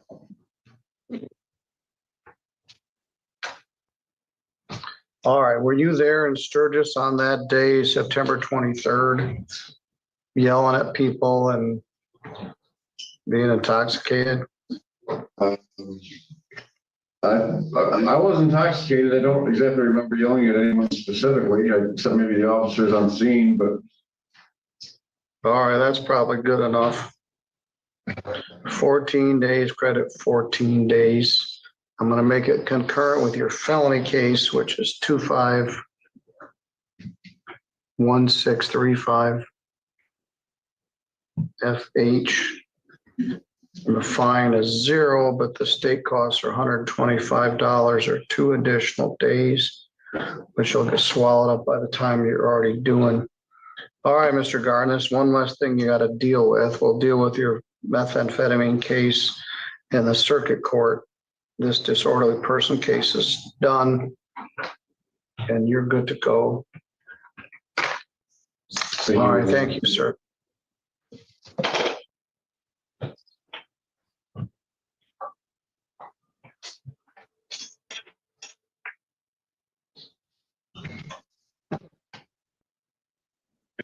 All right, let's see if we can see Robert Kovac and then Billy Donahue. We're done with Mr. Guard. All right, thanks. We have a visitor today. Mr. Collin of Coolin with Collin has come in to visit us this morning. Thank you for stopping by. Thank you, Luke. These make me on my life easier. You're welcome, Judge.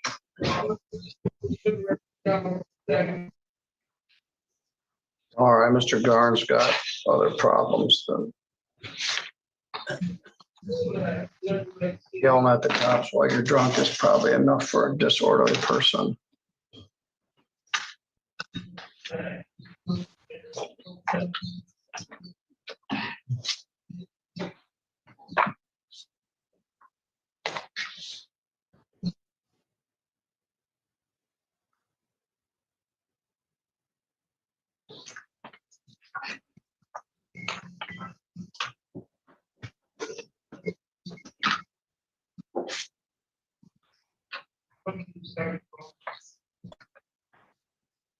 Yeah, I have a phone number for Mr. Swihart. I'm gonna try and call that very quickly.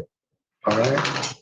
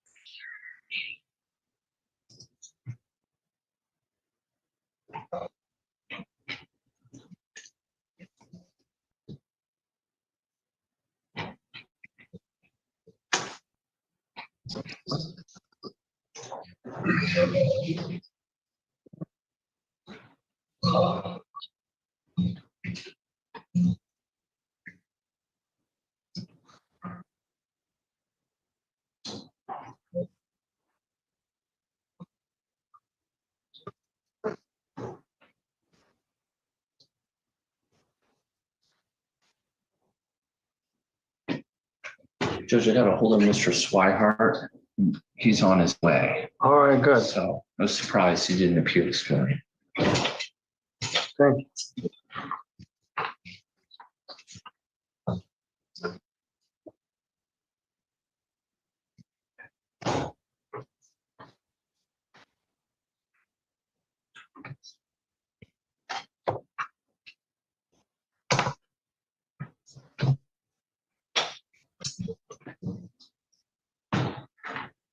Good morning, sir. We'll be with you in just a second.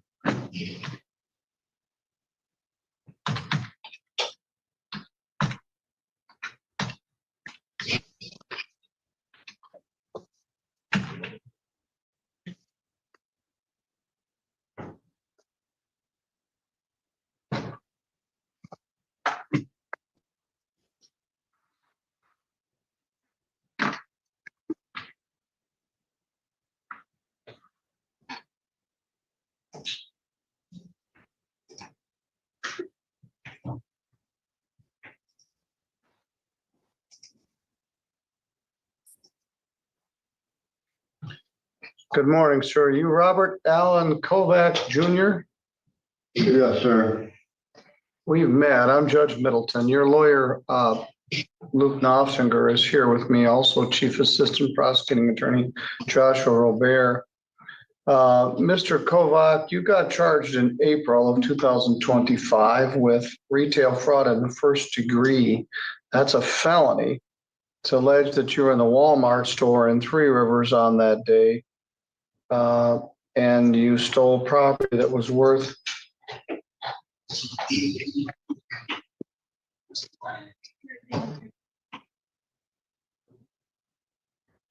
more than $1,000. You're charged as a first-degree retail fraud and habitual offender, making it punishable by potentially up to 15 years imprisonment. It's alleged that you had stolen $1,354 worth of stuff. That is a felony as it's charged. The prosecutors agreed to reduce it to retail fraud in the second degree. That's a misdemeanor. It's punishable by up to a year in jail and a fine of up to $1,000. You're currently in jail, and you've got 152 days of credit. Do you understand that if you plead to that misdemeanor charge, you'll be giving up all the rights that were on the advice of rights form that you signed with your lawyer, Mr. Knopfsinger? Yes, Your Honor. Mr. Robert, you confirm that the offer is a plea to a misdemeanor retail fraud second? Yes. Other than that plea offer, Mr. Kovac, did anyone promise you anything to get you to plead to this? No, sir. Or threaten you? No, sir. Mr. Knopfsinger, you also confirm that was the plea offer? Yes, Judge.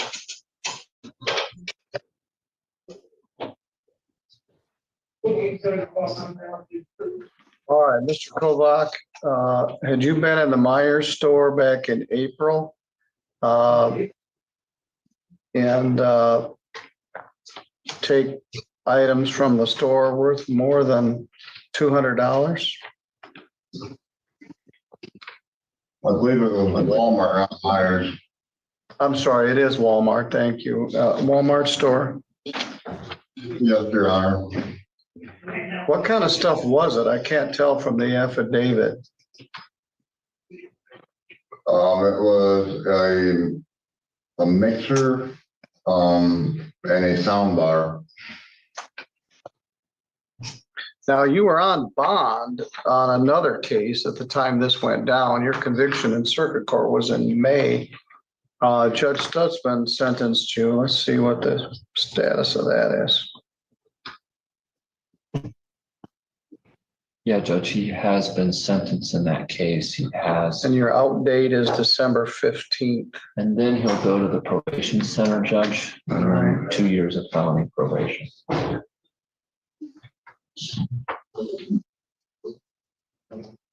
Mr. Kovac, you got a lot of baggage. This stuff is driven by addiction, not need for stuff.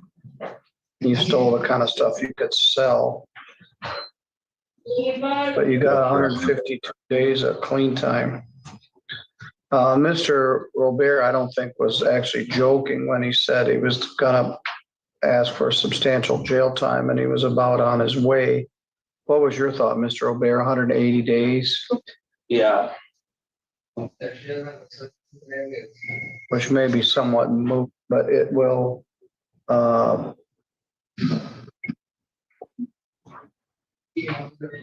right. Anything you wish to say regarding sentence? No. Mr. Knopfsinger? No, thank you, Judge.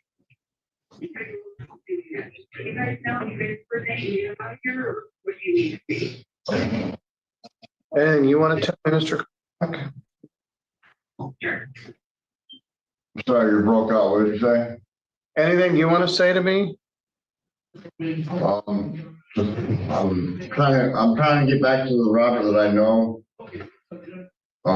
That's I did drug court and I was clean for 4 years. And that was the first time I was clean in my life was for 4 years, and that was the best life I ever had in my whole life. I'm trying to get back to that. Well, congratulations for completing the drug court. The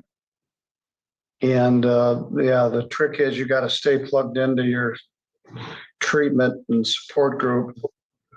All right, I'm not sure how this is going to shake out. I'm going to order 200 days jail, credit 152, even 48 days to serve, which may be just moot. And I think you'll still get out before Christmas. $125 or 2 additional days, and you're barred from Walmart.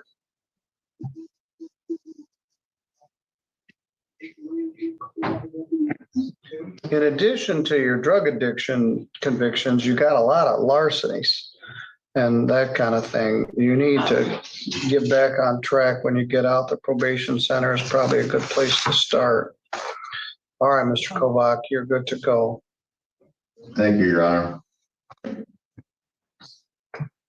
Judge, yeah, Mr. Bauer walked in a little late. I don't know if you. Which one is he? I Is he a misdemeanor think so. or a pretrial? Yes, Drew Bauer had an 8:30 pretrial with the prosecutor. All right, we'll have to let the prosecutor's office know that you're late to your own party, but we'll let them know that you're here. I was sitting out, broker told me to have a heat out here. Well, that generally what we do with the pretrials is have you sit in the hall, so we cross signals. So please let the prosecutor know that Mr. Bauer is here for his pretrial. 1:45, can you go prosecutor's office? Let them know that they need to speak to Mr. Bauer.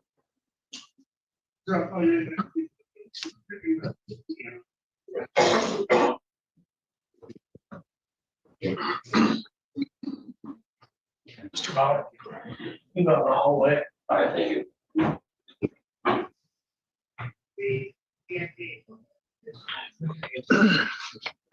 I didn't want to be vindictive. I tried to kind of calculate it so he'd get a little more jail time, but maybe out on the 23rd of December before Christmas, but he deserved a little extra for this.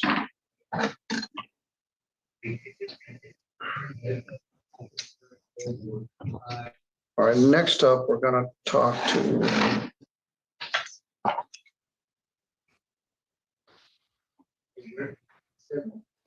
Donahue.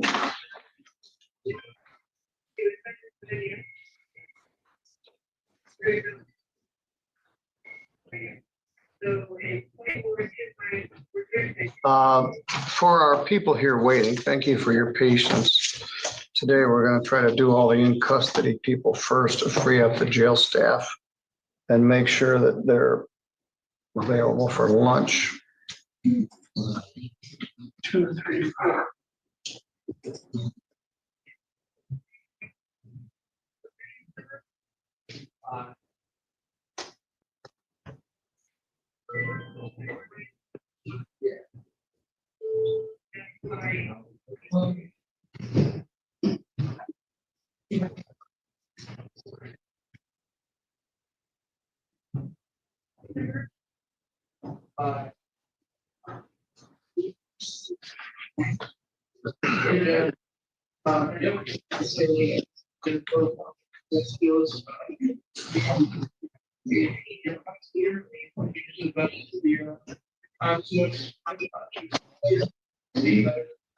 This room is picture quality, but all that background noise.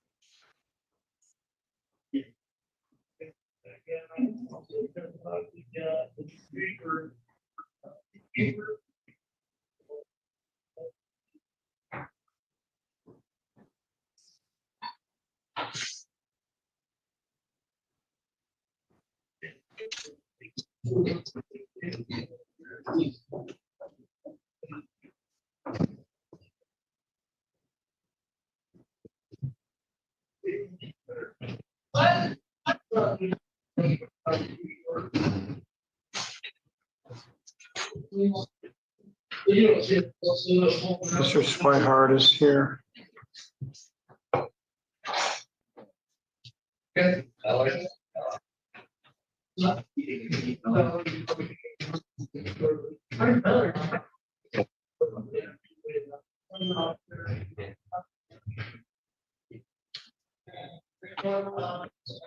Good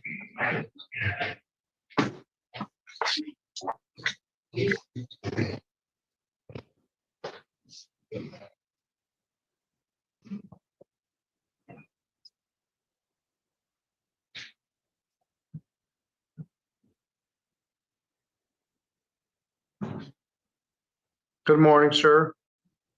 Good morning, Your Honor.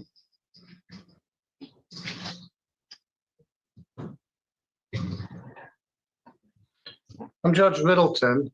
Here with me at the courthouse is your lawyer, Mr. Luke Knopfsinger, and Chief Assistant Prosecuting Attorney Joshua Robert. Are you Billy Eugene Donahue? Yes, Your Honor. This is file number 251944FY. Mr. Donahue, you got charged with 2 counts of assault with a dangerous weapon. That was alleged to be a knife. And that occurred behind Walmart or near Walmart in Sturgis on September 19th of 2025. The allegation is that you assaulted 2 people, Harvey Purcell and Ashley Scarberry. With a knife in your hand, you said something like, "Who wants to die first?" Assault is different than assault and battery. Assault is a threat to commit an immediate battery. You don't have to actually touch somebody to commit an assault. Your lawyer, Mr. Knopfsinger, has discussed this with the prosecutor. Those 2 charges are felonies. They're punishable by up to 4 years in prison. The prosecutors agreed to dismiss those charges if you plead to 2 counts of simple assault. That's punishable by up to 93 days in jail and a fine of up to $500. One for Ms. Scarberry and one for Mr. Purcell. Do you understand? Yes, Your Honor. Are you going to plead to 2 counts of A and B? 2 counts of what? Assault. Assault battery, yes. Anybody threaten you to get you to do that? No, Your Honor. Or promise you anything? No, Your Honor. All right. There's a homeless camp there and people are staying back there. Is that where this went down? Was at Walmart. I don't know nothing about homeless camp. All right. I see. Well, did you get into some sort of argument with these people? Argument, yes. Did you pick up a knife and brandish it and make some threatening statements? No, I didn't have a knife that night. I don't carry Say a that knife. again? I don't carry a knife. All right. Well, did you say some assaultive things to these people, like who wants to die first? I might have. What was the argument about? I have no idea. I was just walking by them and they said some things, I said some things, and it kept going back and forth. What was about? Why would you say something like, "Who wants to die first"? I thought I heard somebody say something about a bat on their behalf. I was like, they provoked me for some reason somehow. Because I'm not a violent person at all. Because I was like, I just kept going back and forth. And then after that, I just went for a walk to cool off. Donahue stated they did get in an argument and he did threaten to stab them. So you accept that?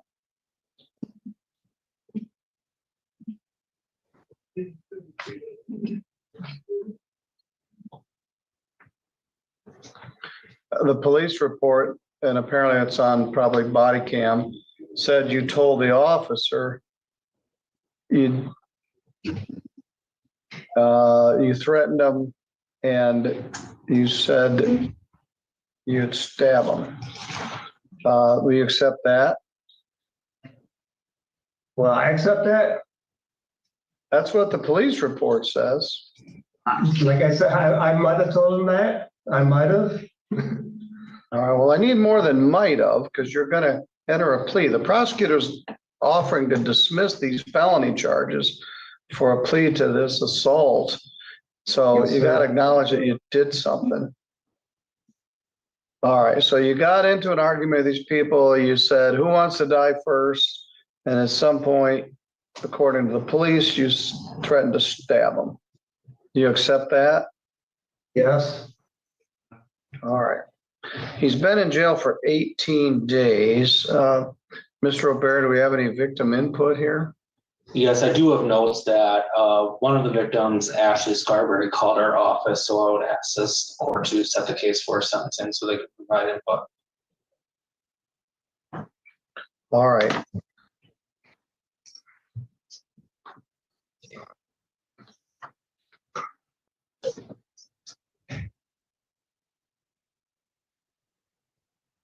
Mr. Donahue, where are you from originally?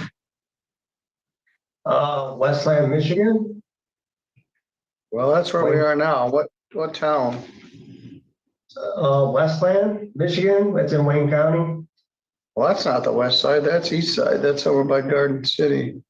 I know where I'm from. It's called Westland. All right, Westland. All right, I got it. Maybe I misunderstood. All right.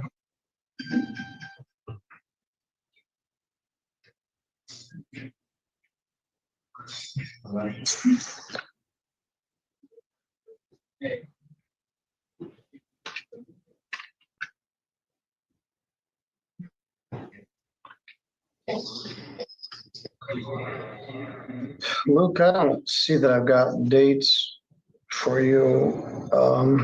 Are you available next Wednesday morning? A couple trials set that day, Judge. In the circuit court? District court. A jury trial to Judge Patterson? Yeah.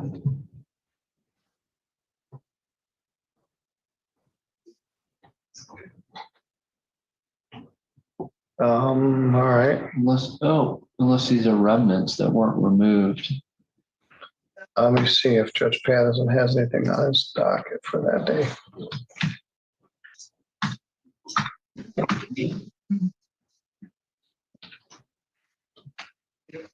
Tyler Harris on the Ives. Yeah. Michael Walsinger, Luke Knopfinger, William Lowry, Tim George, Javier Sandoval, Tim George.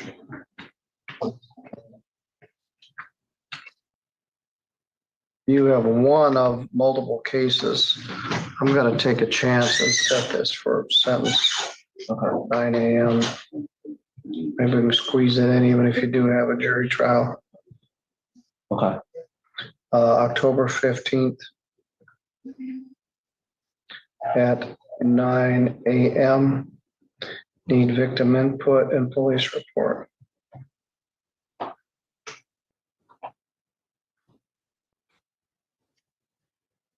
Mr. Donahue, where are you gonna go when you get out of jail?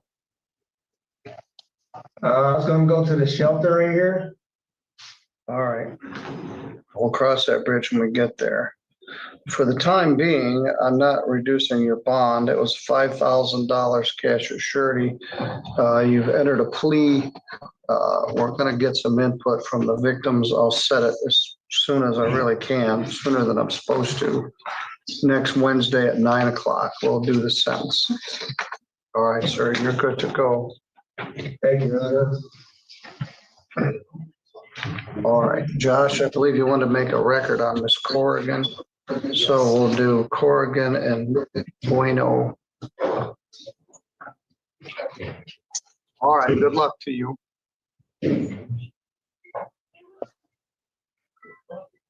Hi, could I see now Brittany Corrigan and Paul Bueno? This is Judge Middleton. Raul Bueno is in the gallery, Judge. Oh, he's in, all right, let me see who else is in. Colin Alley. Judge, he's on bond. He's in. Oh, so bond, all right. So do we have anybody else in custody? Yeah, Mr. Gregory White. Gregory White, you need to see him. All right, thanks, bye. All right, we're on the home stretch for our in custody folks, and the rest of you, thank you for your patience. Some people came here just because they wanted to, but you guys are all here because you got summoned. And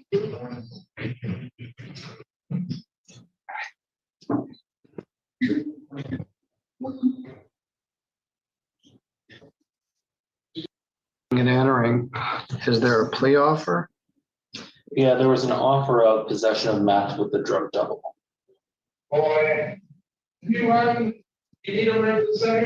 Restitution for the other counts. Yeah. Right there for a second. Or you need to go around. All right. Those on the, give me those about that. There.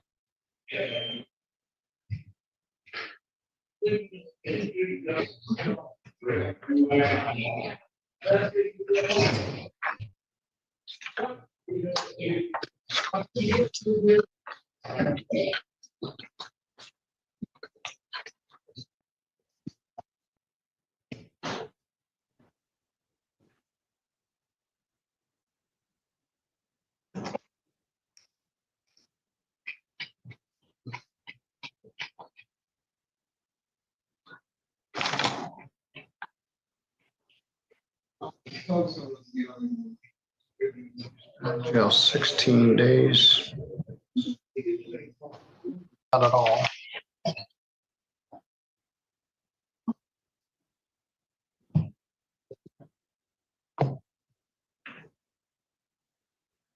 Ms. Corrigan, I'll be with you in just a minute. Okay.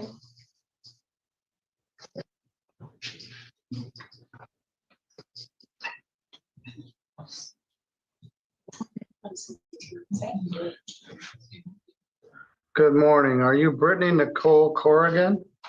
Yes. Now, we've met. I need to identify you for the record. You're here on a charge of possession of methamphetamine as a second offender, which makes that a 20-year felony. You're also charged with breaking and entering a building on Broadway Street as a fourth habitual offender. Theoretically, these charges could carry up to life in prison. Your lawyer, Mr. Knopfinger, is here with me, as well as prosecuting attorney Joshua Robert. According to Mr. Robert, the offer is to plead to one count of possession of methamphetamine with a prior offense, which would be theoretically punishable at 20 years in prison. Charge of breaking and entering would be dismissed, but they would ask for restitution in that matter. Mr. Robert asked that I talk with you to discuss this on the record. Your lawyer, Mr. Knopfinger, is also here. He advised at this point you wish to have a preliminary examination next Tuesday afternoon. Mr. Robert, what did you wish to place on the record? Thank you. Like Your Honor said, we accepted an offer of possession of methamphetamine with the drug double, restitution on the other count, but that would be dismissed along with the fourth habitual offender. Mr. Knopfinger and I have talked about this case. So if she wants to proceed to the preliminary exam, that offer would be revoked and there'd be no further negotiations on this file once the case is bound over to circuit court. All right, Ms. Corrigan, you do have a preliminary examination. At the preliminary examination, they have to establish probable cause to believe that a crime was committed. Probable cause. Prosecutor has made this offer, which is a pretty substantial penalty, still up to 20 years imprisonment. It dismisses the B&E and it reduces the habitual, takes it off. And that changes your sentencing guidelines substantially. His representation here on the record is if you wish to waive the preliminary examination, we can do it right now. If you don't wish to do that, that's your right. It'll be set for a prelim next Tuesday, but any plea offer is withdrawn. Do you understand? Yep. Would you like to discuss that further with your lawyer privately? Yes, please. Luke, I've got the Zoom room open. If you would go in there, I can put you in a breakout room.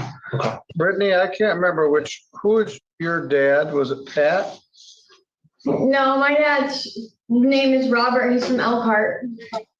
All right, you're not our Corrigans. Mm-mm. All right, I'm going to bring in the conference room. Your lawyer's going to go in there. I'm going to do something, letting you speak privately. The Zoom room is muted and dark, so I need to turn the camera on. Okay. Sorry we woke you up for this, but we'll be done here in just a bit. It's okay. Okay.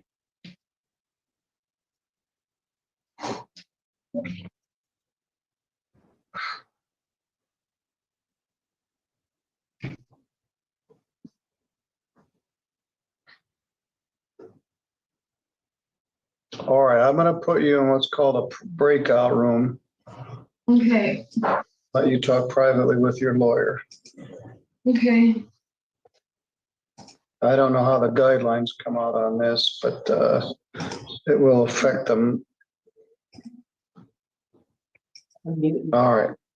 In the meantime, we'll address Drew Bauer.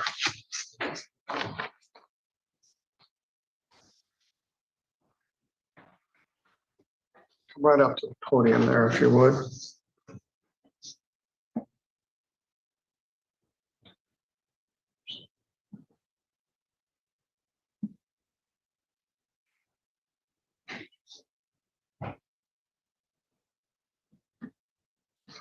This is file 251680. You're Drew Thomas Bauer. Yes, Your Honor. Mr. Bauer, you're charged with retail fraud in the second degree. Let me pull this case up. It may not be in my queue.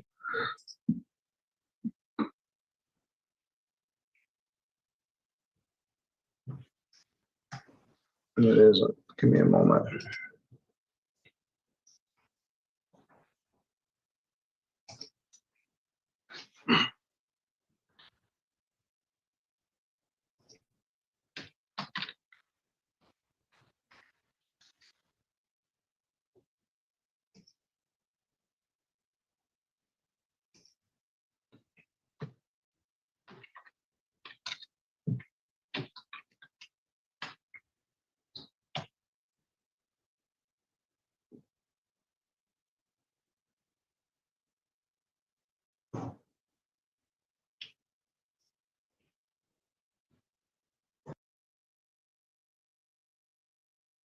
Prosecutor's office. We're here today for a pretrial. It's my understanding Mr. Warren's going to be entering a plea of guilty to one count of illegal conveyance of drugs onto the grounds of a specified detention facility, and that we're going to set this for sentencing in about 6 weeks, right? That's my understanding, Judge, yes. Mr. Warren, how old are you? 26, How far did you go in school? high school, I graduated. Are you able to read and write English? Yes, sir. Are you under the influence of drugs or alcohol? No, sir. Are you taking any medications? No, sir. Are you a United States citizen? Yes. We've had some discussions about your case. If you enter a plea of guilty to this charge, I'm not going to sentence you today because I don't know enough about you and I don't know enough about this case yet. What I'm going to do is conduct a pre-sentence investigation. We're going to come back here in about 6 weeks for sentencing. I've told Mr. Guyman that I don't have a strong interest in sending you back to prison on this case. Seems like the kind of case where I would put you into my community control program with some local jail. Other than that, has anybody made any threats, promises, or representations to get you to plead guilty to this against your will? No, sir. I have a document entitled Change of Plea and Entry. It looks like on the second page, there is a signature of the line defendant. Is that your signature? Yes, sir. Did you review this with Mr. Guyman before you signed it? Yes, sir. Are you satisfied with the representation that you've received in the case? Yes, sir. You're going to enter a plea of guilty to one count of illegal conveyance of drugs of abuse onto the grounds of a specified government facility. It's a third-degree felony. It's punishable by 36 months in prison and a $10,000 fine. Also carries with it an optional period of post-release control of up to 2 years. Before we go any further, I want to make sure that you understand your rights. You're presumed to be innocent in this case. That means that you can't be sentenced or punished and to either plead guilty or the state of Ohio proves that you're guilty. If they can, they have to do that unanimously to a jury or to a judge beyond a reasonable doubt at a trial. You would have the right to confront all the witnesses against you at the trial, compel witnesses to testify on your own behalf, and you have the right to remain silent. If you enter a plea of guilty to this charge, you're going to waive all of those rights. You're going to admit that you did it. We're going to get on to the matter of the sentence. Is that what you want to do? Yes, sir. Mr. View?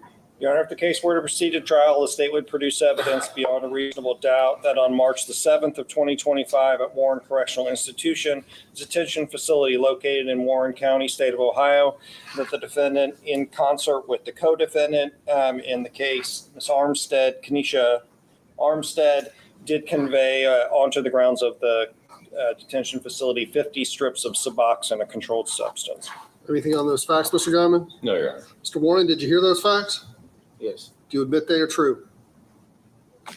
I wasn't there when she did the conveyance. Well, I mean, I think the allegation is that you and she conspired to bring these drugs into the jail. Is that part true? Yes. Do you understand the right you're giving up by entering a plea? Yes. What's your plea? Not guilty. Guilty. Based upon the plea of guilty, I'm going to find you guilty. I think that you've made a knowing, voluntary, and intelligent choice here today, only if you have been fully advised of your constitutional rights, which you waived and rejected here in open court. I'm not going to go into the matter of the sentence today. You're going to go back down to pretrial, fill out the paperwork for the SI. We're going to schedule this for sentencing in about 6 weeks. I want a level 3 pre-sentence investigation, and we'll be back here. I know Mr. Guyman has indicated he got a lot going for you right now in terms of school and doing well on parole, but I'm really struggling with this one, so I'm not really sure what I'm going to do. We'll make that pitch when we come back, okay? Yes, sir. All right, we'll see you back here then. Thank you, Judge. Next is the case of the state of Ohio versus Gregory 622. Present before the court is Mr. Bowling, presented by Ms. Hinkle, and we have Mr. View and or Mr. Harris from the prosecutor's office. We are here today for sentencing. Has everybody had the opportunity to review the PSI? Yes, Your Honor. Any reason not to go forward with sentence today? No, we're ready for sentencing. We have 177 days of jail time credit, right? Correct. Mr. View, anything from the state? Nothing additional, Judge. Thank you. Officer Torek, anything from probation? Ms. Hinkle? Thank you, Your Honor. I would just ask that, he get credit for the 177 days he's been here. The maximum is 180 days. He's working on getting his GED, and we're just looking for him to get released today so he can be on his way. But not released, right? He's headed back to Butler County. Either Right. Butler County or Hamilton County. My understanding is there is a holder from Hamilton County and Butler County at the moment. Okay. Seems like there's a line to get to you, Mr. Bowling. I don't want to be in that line anymore. So is there anything you want to tell me?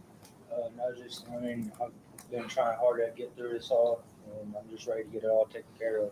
All right. I am going to sentence you to 177 days in jail. Credit you the 177 days that you have already done. I'm not going to impose a fine. I am going to impose the costs. Good luck to you. Thank you, sir. Thank you, Your Honor.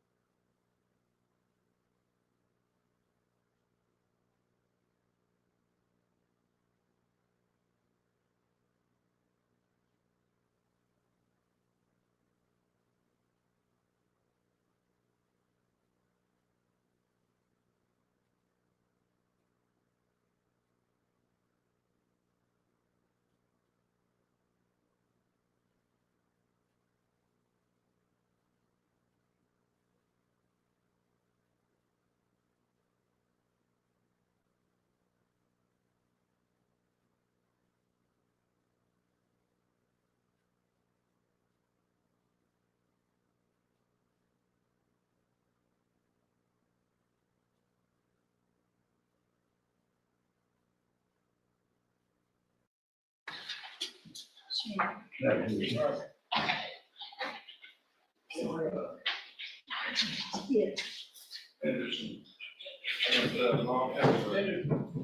Lou. Brad, for Josie, I'm resetting Tommy's case. Higher one. Michael Barley. Albert Diener.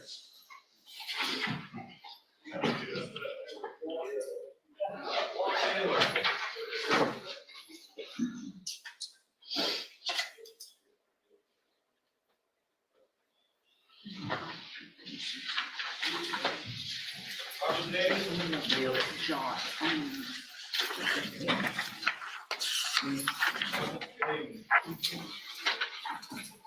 Danny's not fit.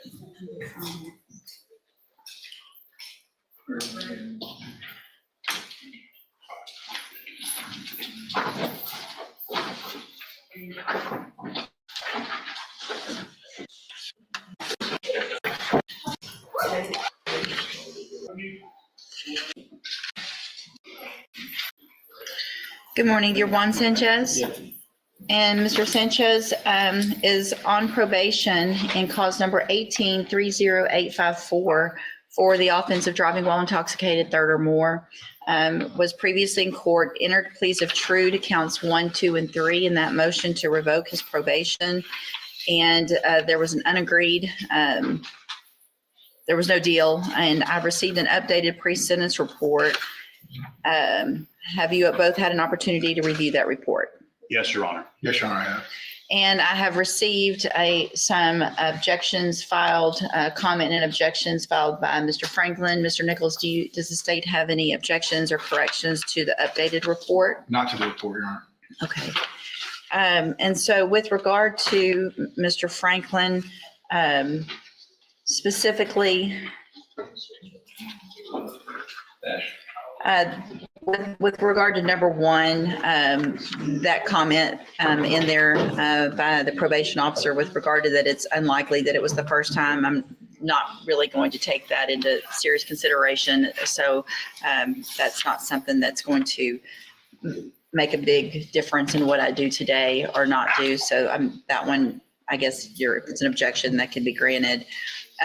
With regard to number 2, which has to do with a note in the records that you were able to look at with Officer LeBlanc asking whether or not a naturalized citizen based on their criminal history could still be potentially denaturalized and deported, and that has some type of race bias.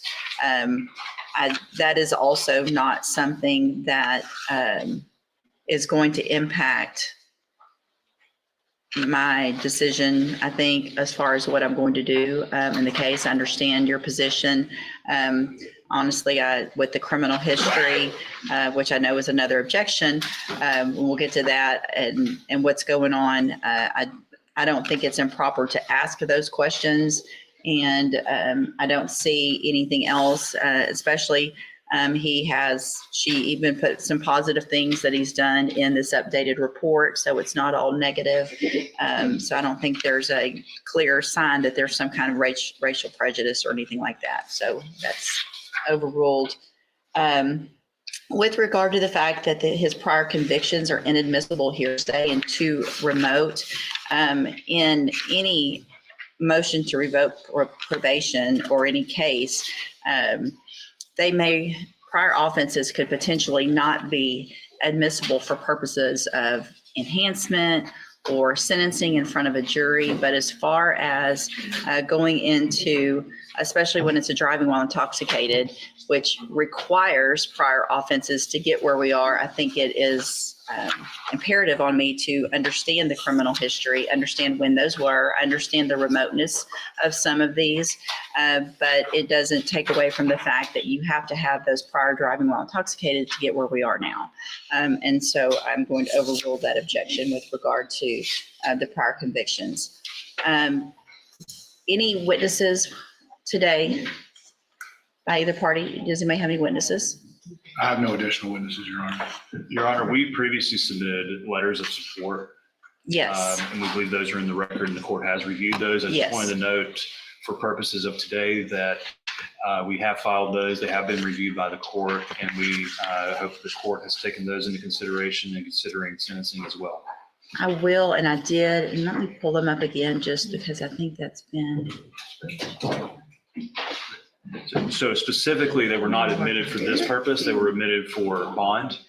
Okay, that's right. Thank for you. purposes of bond. However, the letters of support, the same, information in sure. them speak to my client's character and Yes. support by the community. I see them right here, and I did review them obviously for that, and we'll take them into consideration for this hearing as well. Thank you, Your Honor. Anything else?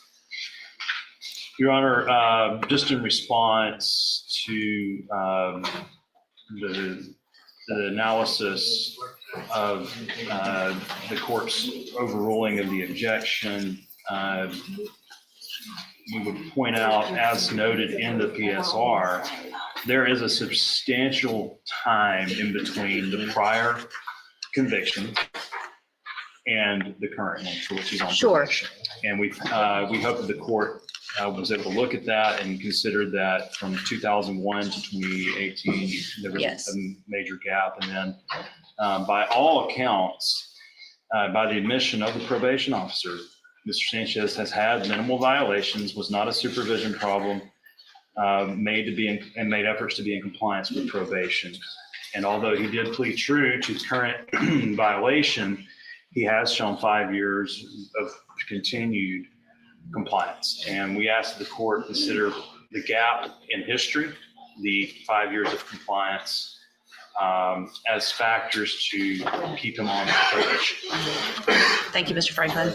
Mr. Nichols. Your Honor, this case was originally pled as an 8-year cap. I'd argued for Penn Diamond at its original sentencing 6 years ago. I'll acknowledge he's been mostly done well on probation, except for the new offense and the new violations that are alleged that he did plead true to. And I agree that his criminal history, while somewhat extensive, is rather remote. So I think those factors give the court enough information to make a decision. I am in favor of revocation just because it is another DWI offense, Your Honor. But as far as the length of time, I think the court has enough information to make a just decision on that. So, Mr. Sanchez, the issue, I understand Mr. Franklin's argument as well as Mr. Nichols. You did have a substantial amount of time where you were able to not drink and drive.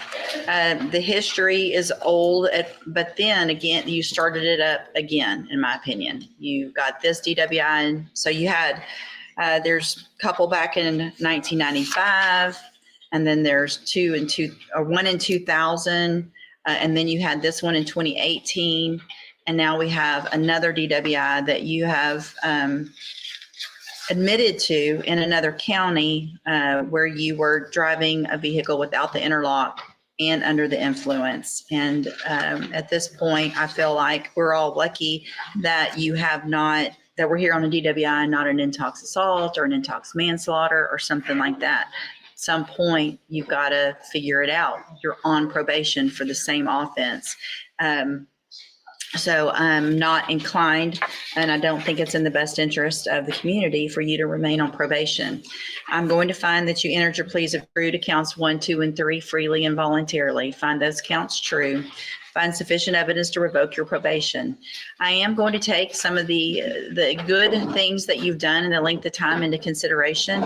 I had initially marked on this pre-sentence report that I should probably give you the full 10. Mr. Franklin makes some good arguments with regard to the length of time that you went without being in trouble. It looks like you did well with some things on probation, but the main thing you didn't. And so at this time, I'm going to sentence you to a term of 7 years in the institutional division of the Texas Department of Corrections. You will receive credit on that sentence for any time that you've been in custody that the law gives you the right to receive. I am going to hand you a trial court certification. I need y'all to sign this real quick, Mr. Franklin, that shows that this was not an agreement. So you do have some rights to appeal. Once y'all sign that, I'll tear off that bottom copy for y'all if y'all signed at the bottom. I'm also going to hand you a written admonishment regarding your ineligibility to possess a firearm or ammunition. Because of the judgment entered against you, you're ineligible under Texas law to possess a firearm or ammunition. Possession of a firearm or ammunition could lead to charges against you. Firearm is a legal term, and you should read the written admonishment I provide you to see what devices qualify as a firearm. If you have questions about the laws that make you ineligible to possess a firearm or ammunition, or about how long that lasts, then you can talk to Mr. Franklin. And I'm going to go back. I'm not sure if I'd said it exactly properly. I am going to reassess your punishment because you were already assessed a 10-year term. Reassess that punishment at 7 years. And here's that firearm, Mr. Franklin. Thank you, Your Honor.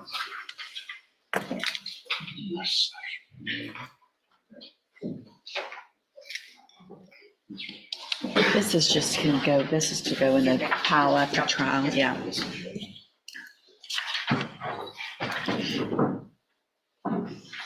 see. The bottom 2 copies are y'all's if you want to tear those off. Okay. I think you pressed very hard, Judge. That's okay, as long as my signature came through, I'm okay, because I get the top 2 with his on it. Give me one more of those. There's 4. I'm so sorry. Nope, you're good. Perfect. Thank you. All right, sir, you can go back with the bailiff.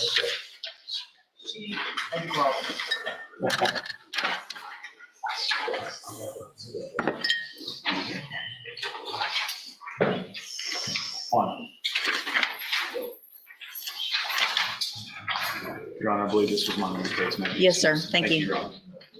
Mr. Lewis, you have Gregory Griffin? No? Okay. All right, we're going to reset. Mr. Griffin, if you'll get that to us, we'll get it done. Thank you so much. You have, okay, so James Moffitt, Mr. Nichols and Mr. Lewis, this is one that's, I think, federal custody. But I think he's awaiting sentencing. I know we tried to have a writ issued for him. Mr. Robinson is out. He had a family car crash he's having to deal with this morning. Okay. And so he told me he would find out when he gets back in the office, which may be a couple of days. Okay. But apparently he's in LaSalle, and I think he's awaiting sentencing on his federal case. Okay. Do you know, have you heard anything? I tried to locate him yesterday. I think he is in LaSalle because I was checking to see if he was back at 69. But as far as right now, for us, his sentencing and everything in federal, I think he's still waiting on sentencing. Judge. Do y'all know if the PSI has been done? I do not. I don't know. I have a message into one of the U.S. attorneys asking for them to check that status for me. Okay. I did that this morning once I realized we didn't have it. Okay, I'm going to reset it one more time. If you'll just make a note to check on that before that docket, so everybody knows if we need them or not, or if we're still waiting, we can reset it and at least get an idea of the time frame. We'll do it. Thank you. Okay, thank you.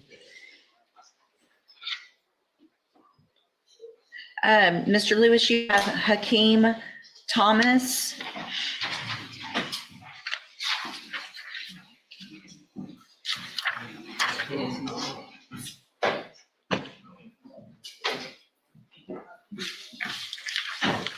Just probably have a second before Mr. Lewis gets away. I wanted to let you know, we didn't speak this morning, so we're still working on that, which I've discussed in the back earlier. Oh, okay. He's aware of my position. He's going to reach out, make some phone calls and let me know. Good. And that I will let the court know. Yeah, if you can find out pretty quickly, just so that I can know what to do as far as numbering and things like that. I'll try to have an update by this afternoon. Perfect. Sounds great. Thank you. That might change. You don't have him? Okay. Is he? And he's not in any kind of other custody or anything? We just. No, he does have a holdout of. Montgomery, no, Fort Bend. Travis. Can we tell if they, I wonder if they came and took I him? saw him last night. Oh, you saw him last night? Yeah. So we he's, discussed it. yeah, they don't have him. They didn't bring him. So you filed the motion to reduce bond that was just filed. Are you ready to talk? Or? Oh, no, I was just saying, I mentioned it to him, talked to him about it a little bit. Our issue was just trying to see if the court would consider some type of relief, possibly to about 100,000 on it. I guess I want to make sure, since it was just filed, why don't we? And I'm Let me prepared to make argument, Judge, but not maybe thorough enough. Let's do this. He's got a co-defendant in For both of them, they're stuff all over the state. Okay, let me do this. I'm gonna reset it 1 week. Okay. And that way you have time to get ready on a bond hearing. If there's anybody you want to bring, or if anybody you want to bring, detectives, whatever, that's fine. If not, you can at least have a good argument, and then we'll see where we are at that point. So we'll reset it next week for that bond hearing. Okay. So tell them not to worry about it. Yes, ma'am. Mr. Parker, you've got Jude Bertrand. He's in federal custody, Judge. Ms. Malfino, do you know the status of that? Do not, find out. I feel like they're intertwined, and so I think a resolution of one or. I think he was here, Judge. He was here. Took him back. They took him. So I'm going to reset it. Can you make a note to check on that way before that next docket, so we know, please, what the status of that is, and if we need to read them or not? I think he was recently picked up and he got to the jail, and then the feds picked him up before we could get him here. Okay, let's find out for sure before that next court date. And he's kind of paroled in Louisiana too, so I didn't know Okay. which place he was going. Gotcha. Okay, thank you. Alfredo Gayton, Mr. Parker, so sentencing. Okay. Okay. Okay. I haven't provided, I've provided this to Ms. Martino. She's ready to.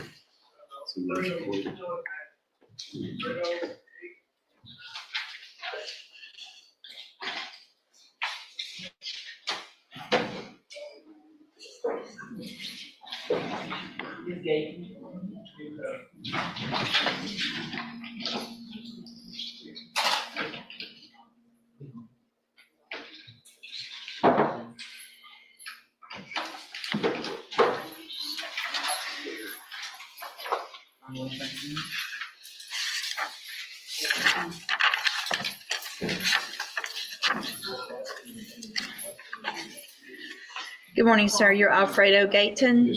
And Mr. Gayton was previously in court in cause number 25 DCCR 0184. Entered a plea of guilty to driving while intoxicated third or more, which was enhanced to a second-degree felony because of prior offenses. The agreement was for a cap of 14 years in prison. I've received the pre-sentence report. Has everyone had an opportunity to review that report? Are there any additions or corrections? No. All right, Mr. Parker, you may proceed. Just some of my client's knowledge. I've given the court and the prosecutor a letter of support from Frank Maida. And I've received that and reviewed it as well. And Your Honor, from talking to this man, talking to people that have known him, he is a good person that's just an alcoholic. And I think he was, I think he was pretty honest in his PSI. He talks about drinking at the age of 11 and 14, and then get to the point where he drank, at least a 12-pack regularly. He drank tequila and Crown Royal regularly until the point where he passed out and could never get enough. He's had several DWIs in the past. He's never had any kind of help at all. And I think he is a prime candidate for safety to get the help. He's had some periods where he's tried to do it on his own, and he was somewhat successful. He cuts grass for a living for several people here in Beaumont. He has work. He has the ability to make money if he's given the opportunity to put on probation and go to the safety program. So he can do that. And it looks like to me that the PSI is also in concurrence that he would benefit from safety. And I just think that's the best thing for him, instead of just locking him up. Thank you, Mr. Parker. Ms. Malfino? Judge, I think it goes without saying that he certainly could use the help of safety. I think it also has to go without saying that prior to the criminal history, that cannot be ignored. Obviously, of course, we'll defer to whatever the court deems appropriate. I respect Mr. Maida's letter. I take him at his word. But it's just difficult for me to argue both ways, because I think he needs the help, but I also think we have the criminal history to take into consideration. And again, I think most of his criminal history is just drinking, and so many people have got the opportunity and it's worked for him, and he, not from anybody's fault, he's never got that help,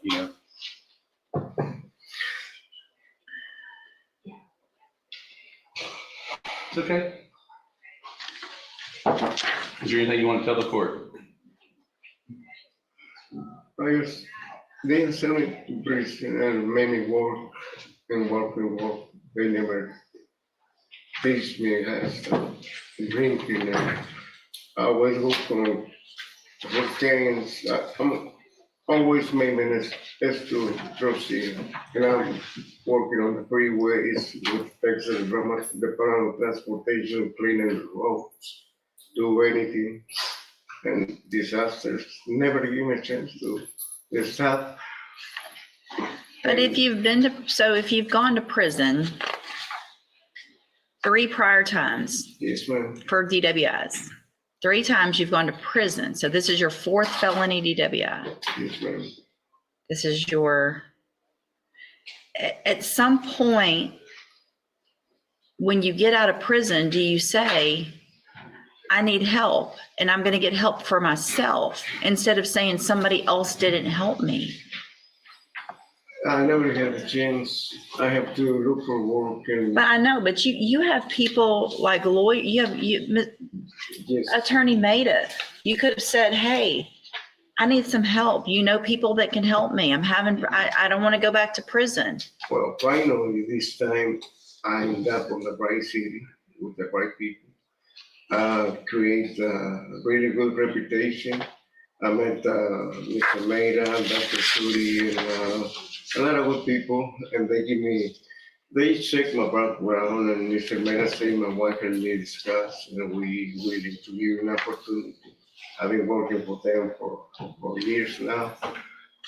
Yeah, I thought, just to make more clarity, I think that when he came here and he was working for the people around here, there were some things that he was doing and he was not drinking. I don't remember the incident, but there was an episode where he started drinking again, and it was pretty close to the time frame. I'm not saying this is the only time, but he had started drinking again. And I don't take it that he was blaming anybody for not giving him help. He just said he's never had that opportunity. And, when you're an alcoholic or a drug user or addicted to anything, it's easy for, to say, it's the same thing with an abused woman. Why don't you just leave? Why don't you just leave? Just learn. But Stop drinking. And it's hard. Yeah. I don't disagree that it's hard. But I also, if you'd never been to prison before. Right. And if you hadn't had the wake up call of prison to say, I don't want to go back to prison. I need to figure out how to stop drinking. And then you get out and then you do it again. Well, I didn't figure that out. Let me go do it again. Your blood alcohol was 0.257. You ran off the road. You could have, there's just too many times that I see now, unfortunately, people in here where we're looking at someone who is, has killed someone or hurt someone. And the fact that this is your 7th DWI, it's your 7th. I don't disagree that you need help, but I don't feel like now's the time for, and I don't know what happened in those cases in Harris County and Bexar County. If you were given an opportunity, at some point, I feel like there's opportunities for probation where people decide not to do that because sometimes doing a few years in prison is easier. Well, It's odd to me that there has not been a probation. I think some of these he sat in jail and wasn't able to bond out, and it's one of those deals. We'll plead you to 2 years or 4. I don't remember the numbers, you got 12 years back in 2004. 12 years for your DWI. 2nd felony DWI. Then you got another one after that. And for some reason, Bexar County said, well, let's give them less time. Let's give them 5. Let's reward them for continuing the wrong behavior.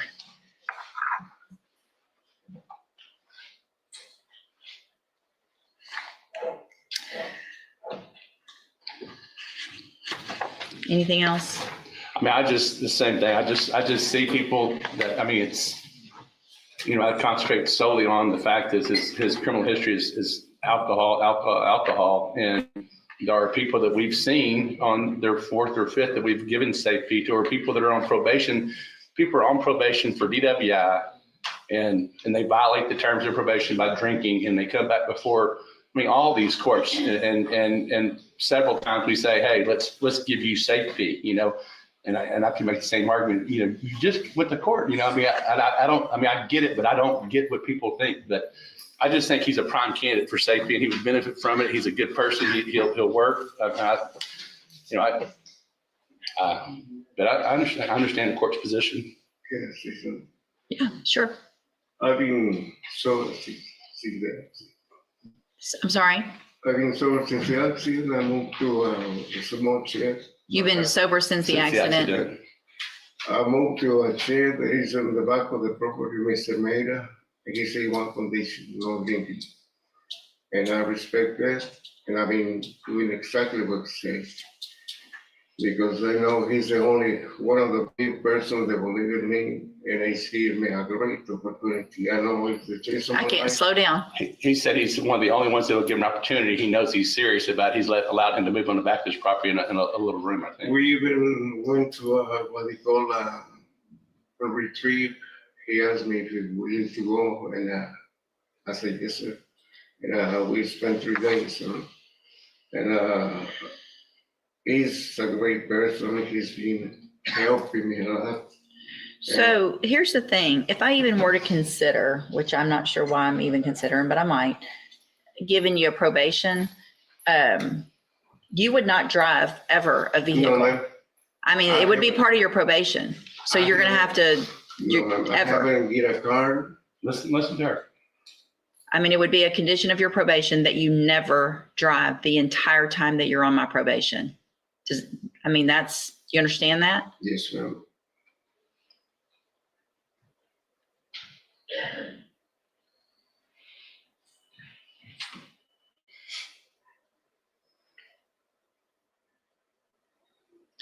So, Judge, if it would help the court, I'd be happy to try to get with the probation department and get with those other district attorney's office and see if there's ever been a probation on any of those cases that have been subsequently been violated. I think they typically are listed in here that way.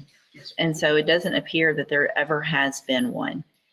I guess one of my dilemmas now is if I do consider probation, it would have to be a straight probation and only for the 10. And I lose that opportunity that I have today to give up to 14 Well, you could years. possibly, one thing we could possibly do is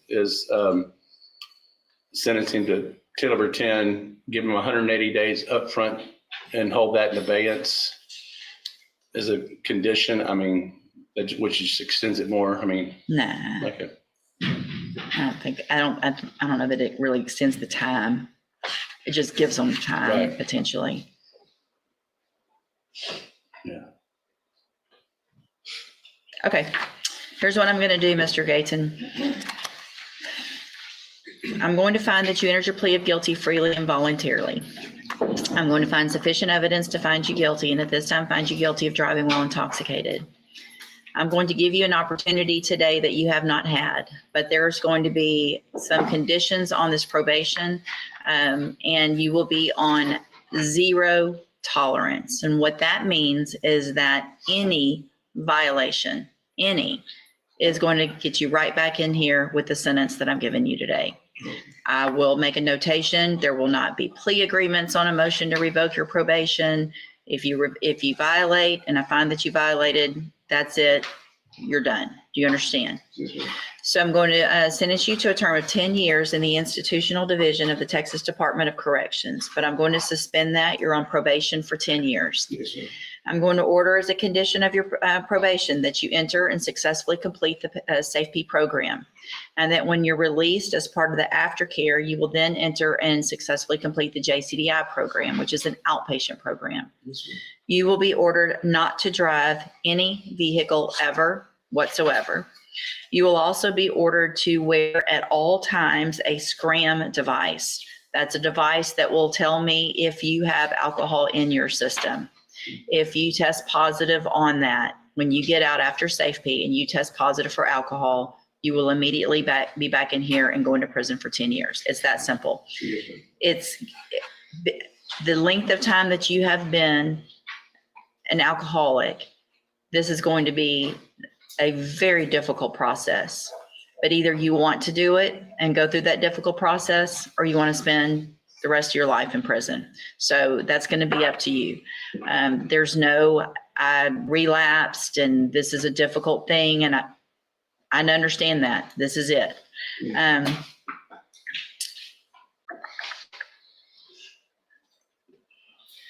You will be ordered to serve 10 days upfront time as a condition of that program. That's required. You'll obviously get that time in while you're waiting to go to Safe P. Anything else condition wise that anybody can think of? I'm sorry. I'm going to order a $500 fine. All right, so I think that covers it. And so, Mr. Gayton, I hope you take advantage of this. It sounds like you're ready finally at this point in your life. I hope you take advantage of it because, again, this is the only opportunity you're going to get here in this court. Thank you. Appreciate everything. Have any ability to pretty tightly monitor his no driving? I mean, I know that's just. I don't know how to, because if I put, a GPS won't do it because if he's in somebody else's vehicle. I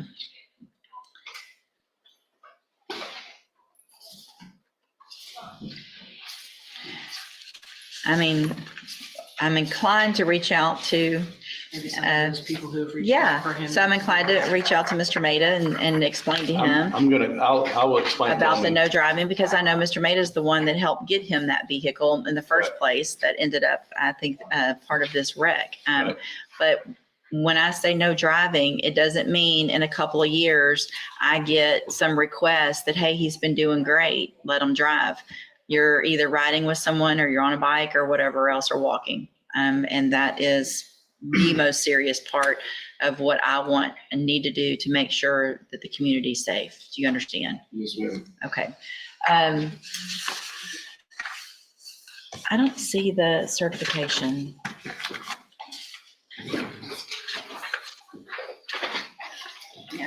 I'm going to hand you the trial court certification that shows this was an agreement that I followed, and so you've waived your right to appeal.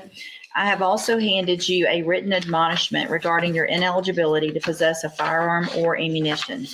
Because of the judgment entered against you, you're ineligible under Texas law to possess a firearm or ammunition. Possession of a firearm or ammunition could lead to charges against you. Firearm is a legal term, and you should read the written admonishment I provide you to see what devices qualify as a firearm. If you have questions about the laws that make you ineligible to possess a firearm or ammunition, or about how long that lasts, you can talk with Mr. Parker.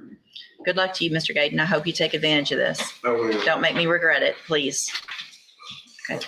Thank you. Mr. Rojas, you've got Loetha Magruder. I don't know if you hear, she told me she's looking at a higher lawyer of Houston. Let's get Ms. Magruder out when you have a minute. Well, I'll do this too. Let's see. And also, What is Ms. Pratt's onset at now? I might can figure it out. Let's see. Well, you never know. What's she charged?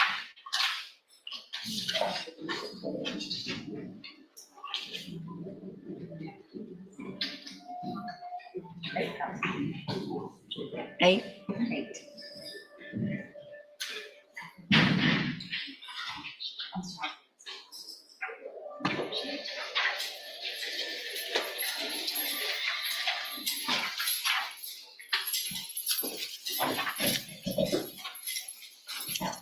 Good morning, you're Loetha Magruder? yes, ma'am. And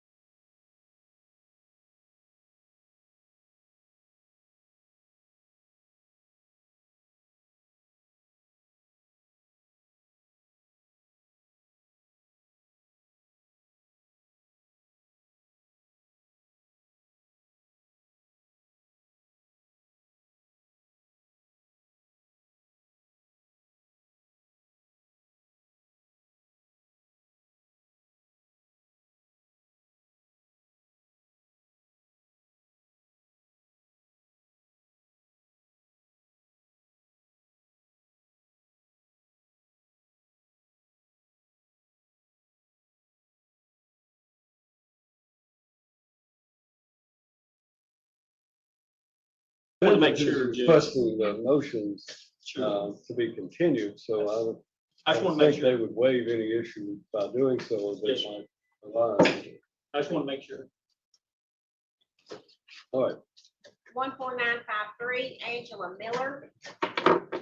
Judge, that's ours. Miller is approaching the podium. This is set for status today. It's been set for status a few times. I think we're just gonna need to set it for trial. However,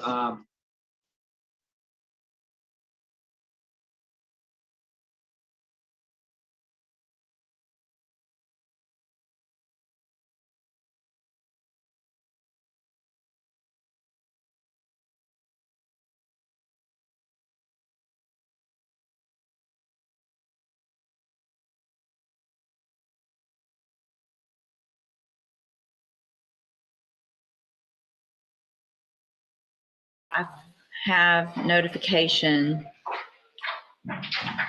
The lady came from Vienna to put the patch on. It was real late at night at jail. So I have notification dated yesterday, the 6th, that you got a drug patch on August 31st when you were in the jail, and that they haven't seen you back to change or put another patch on you. 2 weeks ago, they didn't tell me to come back to check. They didn't give me a date or anything. I don't believe I that. thought I was coming today to get it taken off when I came, or yesterday. That's not what I don't have, that's not true. So I'm going to I find. had the paper at home. I didn't bring it with me. Well, you didn't show up yesterday. You didn't bring what you needed today. You haven't got your drug patch changed. You won't go to the restroom. Well, she said 2 weeks. Right. You changed it. Yeah. Yeah, so it's been that right now. I was going over there when I left court. I was here yesterday. I was in the parking lot. You being in the parking lot doesn't do any good because I'm not in the parking lot, am I? Okay. Your criminal history is prior felony possession of controlled substance cases. The fact that I have notification that you have not changed the patch like you're supposed to, and that you, in my opinion, appear to be potentially under the influence of something this morning. For the record, it looked like you were sleeping, having trouble staying in your chair. I've been up all night crying. Okay, I'm going to raise your bond this time for violating your condition of your bond that you have a drug patch and have it changed every 2 weeks in the appropriate way. I'm going to raise your bond to $20,000. Condition of that bond obviously is that you have a drug patch. You got to figure out how to do it. You have to figure out, ask the questions, get it changed the right way at the right time, and then we'll see what happens from there. You go back with the bailiff.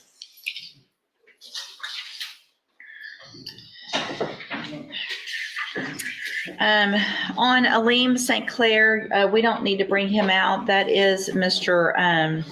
West case. He is in trial, and this week announced that he can be ready next week if needed. And Ms. Malfino, I know that you're working on that as well.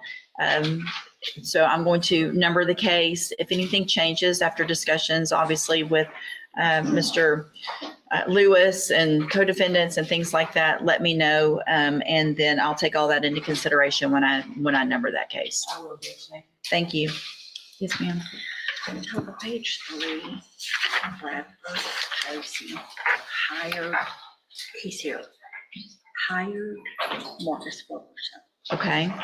But he told Brittany he didn't know his family hired Marcus and he wants to plead today. Brittany's asking if you can bring him out and talk to him.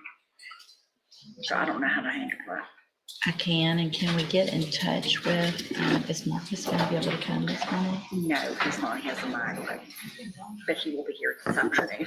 He's trying to get better.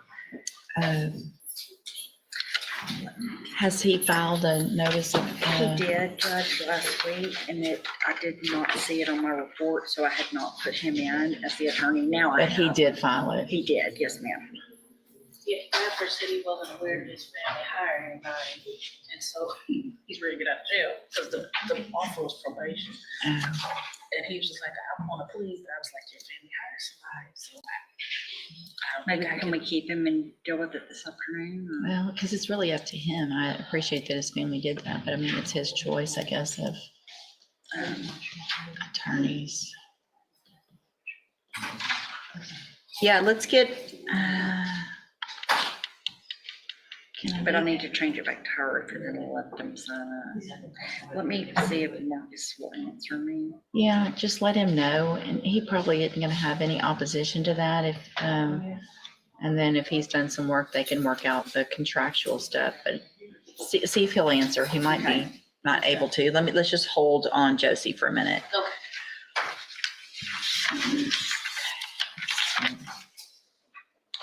Ms. Holmes, you have Michael Berlick.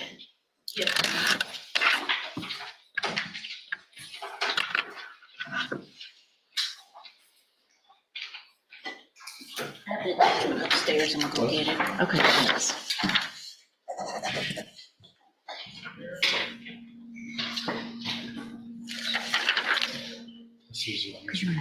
Okay, thank you. Yeah, She's I know. gonna- It's upstairs. I'm going to, I promise. I'll bring it back down.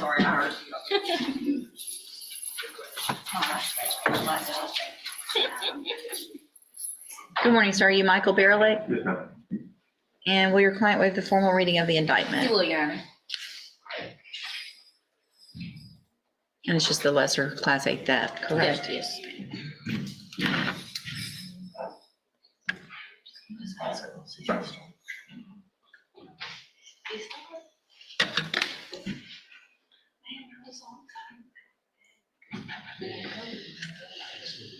Mr. Berlick, in cause number 25, DCCR 0003, the state has elected to proceed on the lesser included offense of a Class A misdemeanor theft of property from June 24th of 2024. And how do you plead to that charge? Guilty.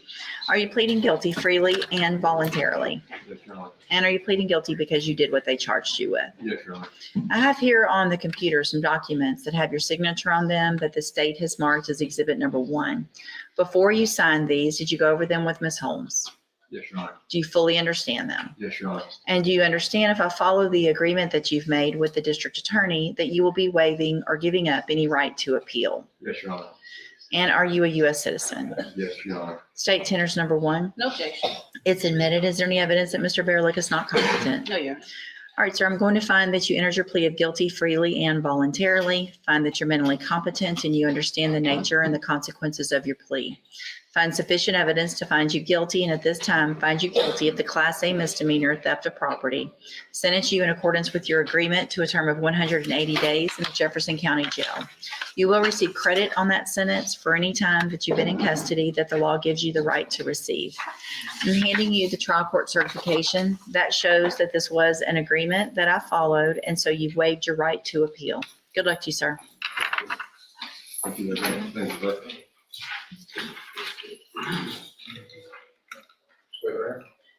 Yeah, just wait right there for a second till the bailiff is ready.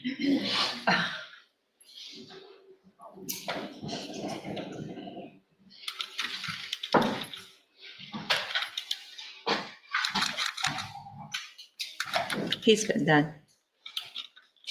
Oh. Oh.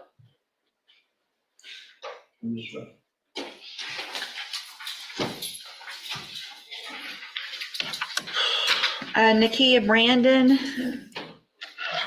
We may or may not need them. This is, we're waiting on the. Mr. Smith, Nakia Brandon.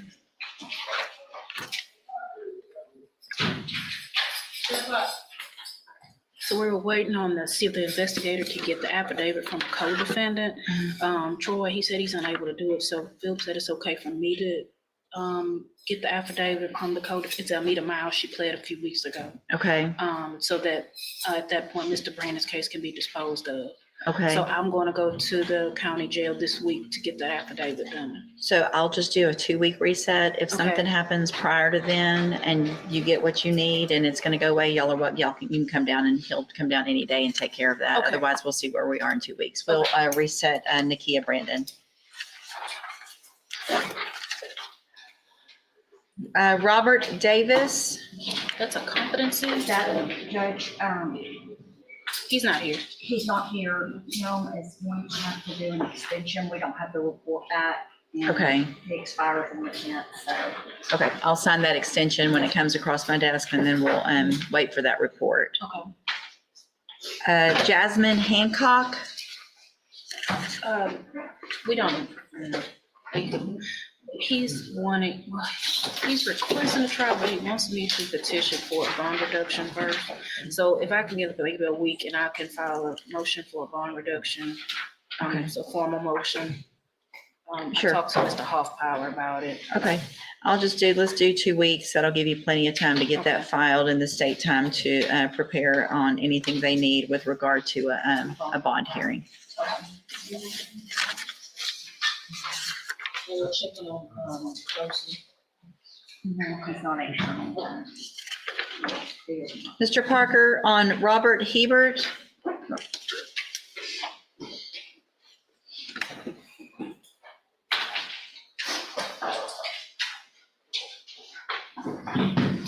We've seen or heard from Mr. Kimler this morning. He said he was in drug court and he resolved that case and he's on his way. Okay.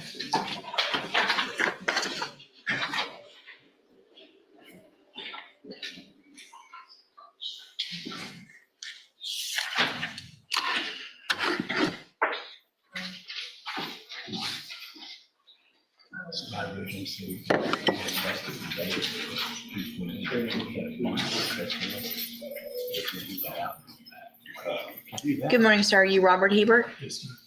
And will your client waive the formal reading of the indictment? Yes, Your Honor.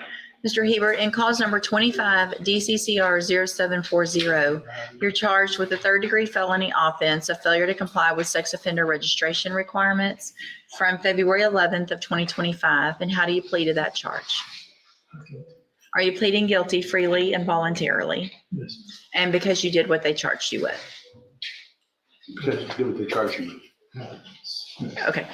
I have here on the computer some documents that have your signature on them that the state has marked as exhibit number 1. Before you signed these, did you go over them with Mr. Parker? Yes. The paperwork on the tablet, did y'all go over it? And do you fully understand that? Yes. And do you understand, if I follow the agreement that you've made with the district attorney, that you will be waiving or giving up any right to appeal? That's correct. Also, do you understand, if you're not a U.S. citizen, that a plea of guilty or no contest may result in your deportation, exclusion from admission to the country, or denial of naturalization under federal law? State tenders number 1. No objection. It's admitted. Is there any evidence that Mr. Hebert is not competent? No, Your Honor. All right, sir, I'm going to find that you entered your plea of guilty freely and voluntarily. Find that you're mentally competent and understand the nature and the consequences of your plea. Find sufficient evidence to find you guilty, and at this time, find you guilty of the third-degree felony offense of failure to comply with sex offender registration requirements. Sentence you in accordance with your agreement to a term of 2 years in the institutional division of the Texas Department of Corrections. You will receive credit on that sentence for any time that you've been in custody that the law gives you the right to receive. I have handed you the trial court certification that shows that this was an agreement that I followed, so you waived your right to appeal. I've also handed you a written admonishment regarding your ineligibility to possess a firearm or ammunition. Because of the judgment entered against you, you're ineligible under Texas law to possess a firearm or ammunition. Possession of a firearm or ammunition could lead to charges against you. Firearm is a legal term, and you should read the written admonishment I provide you to see what devices qualify as a firearm. If you have questions about the laws that make you ineligible to possess a firearm or ammunition, or about how long that lasts, you can talk with Mr. Parker. All right, good luck to you, sir. You can go back with the bailiff. See, Brandon Henderson. I don't know. They'll tell you. They'll tell you.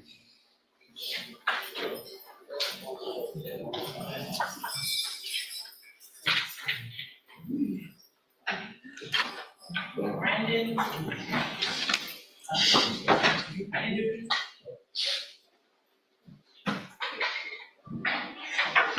It's all your fault.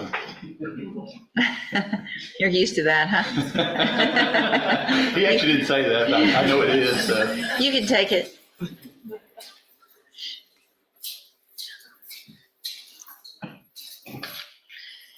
Good morning. Are you Brandon Henderson? And will your client waive the formal reading of the motion? Here we are. Mr. Henderson, in clause number 22-40931, I have a motion to revoke your community supervision. Shows that you were placed on probation June 13th of 2023 for the offense of unlawful possession of a firearm by a felon. And that was a 5-year term in prison that was probated for 5 years. Is that correct? Yes, ma'am. The motion alleges you violated your probation. Count 1 alleges that you committed the new offense of aggravated assault February 26th of 2025 in Montgomery County, Texas. And is that true or not true? True. Count 2 alleges that you committed the new offense of unlawful carrying a weapon in Montgomery County on February 26, 2025. And is that true or not true? True. Count 3 alleges that you did not provide verification of performing the community service hours as required. And is that true or not true? No, that's not true. I did Okay. most of my community service. Okay, fine, so- that's fine. Count 4 alleges that you are behind in your court assessed fees. And is that true or not true? True. Count 5 alleges that you failed to remain in the state of Louisiana and that you were in Montgomery County on February 26, 2025 without permission. True. Count 6 alleges that you failed to report to the Jefferson County Probation Department by mail-in or online for the months of October, November, and December of 2024, and then January and February of 2025. Is that true or not true? True.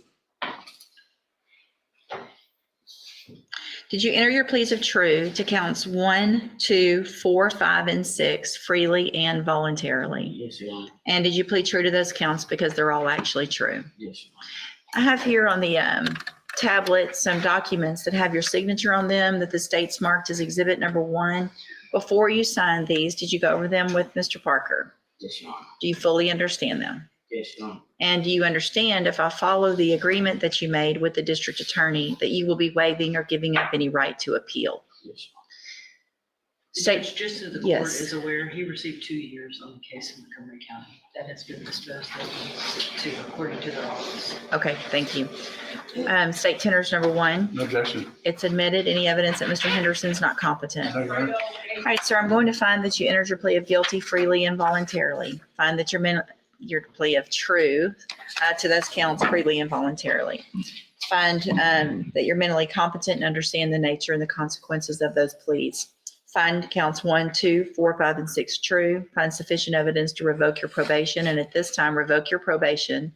Reassess your punishment in accordance with your agreement to a term of 4 years in the institutional division of the Texas Department of Corrections. You will receive credit on that sentence for any time that you've been in custody that the law gives you the right to receive. That sentence will run concurrently or at the same time as your Montgomery County cases. I have handed you the trial court certification that shows this was an agreement that I followed, and so you've waived your right to appeal. Good luck to you, sir. You can go back with the bailiff.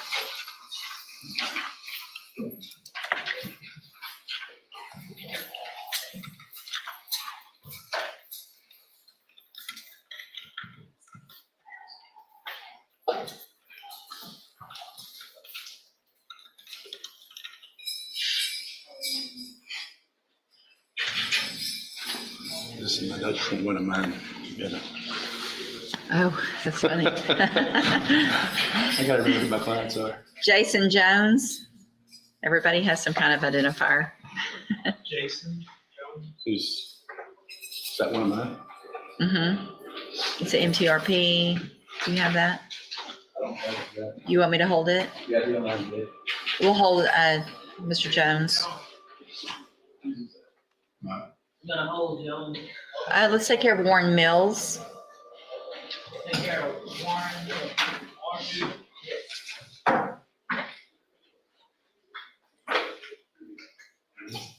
It's an MTRP.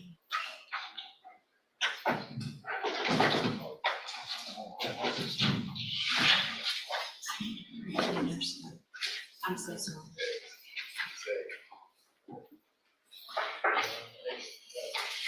Yeah.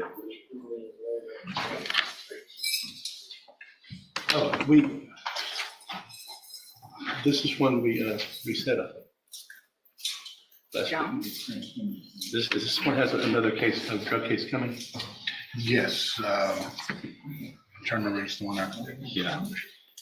Good morning. Are you Warren Mills? Good morning. Yes, ma'am. Will your client waive the formal reading of the indictment? He will, Your Honor. Mr. Mills, in cause number 25 DCCR 0082, you're charged with the second-degree felony offense of assault on a peace officer from November 19th of 2024. And how do you plead to that charge?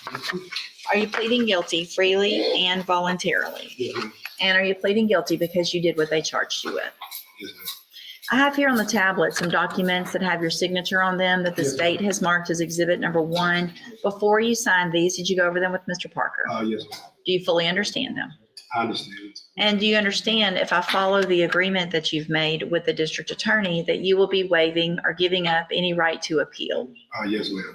Do you also understand if you're not a U.S. citizen that a plea of guilty or no contest may result in your deportation, exclusion from admission to the country, or denial of naturalization under federal law? Yes, ma'am, I understand. State tenders number 1. Objection. It's admitted. Any evidence that Mr. Mills is not competent? No, Your Honor. All right, sir, I'm going to find that you entered your plea of guilty freely and voluntarily. Yes, ma'am. Find that you're mentally competent and you understand the nature and the consequences of that plea. Yes. Find sufficient evidence to find you guilty, and at this time, find you guilty of assault on a peace officer. Sentence you in accordance with your agreement to a term of 4 years in the institutional division of the Texas Department of Corrections. You will receive credit on that sentence for any time that you've been in custody that the law gives you the right to receive. Yes, ma'am. I've handed you the trial court certification that shows this was an agreement that I followed, so you have waived your right to appeal. Yes, ma'am. I also handed you a written admonishment regarding your ineligibility to possess a firearm or ammunition. Yes, ma'am. Because of the judgment entered against you, you're ineligible under Texas law to possess a firearm or ammunition. Yes, ma'am. Possession of a firearm or ammunition could lead to charges against you. Firearm is a legal term, and you should read the written admonishment I provide you to see what devices ma'am. qualify. I have to read the whole thing to you. Oh, yes, ma'am. That's okay. That's okay. And see, now I'm going to mess it up because I got, no, you're fine. You should just, that's okay. Just read it to make sure you understand what devices qualify as a firearm. If you have questions about the laws that make you ineligible to possess a firearm or ammunition, or about how long that lasts, you can talk with Mr. Parker. Just for the record, Judge, I believe Mr. Nichols has agreed to dismiss his misdemeanor case in County Court 2. We have. Okay. Okay, then I'm sure Mr. Nichols will take care of that, and they'll, that way you'll be able to not have that holding you out there anymore, okay? That's good. On that, All right, on that. good luck to you, sir. You can go back with the Thank you very bailiff. much. Yeah. I called last week. because Okay. There's a pending, We're gonna reset Jason Jones. there's a pending drug case that we need to figure out. Okay, and also if it's a drug case, whose is that? Mr. Nichols? Yeah, if you'll check on that and make sure they've been pretty good about if we need something, they'll, They've been expedited when we've asked. good. Okay, let me know if you need anything help with that. Luther Sharp, 2 cases, Mr. Parker. Objections.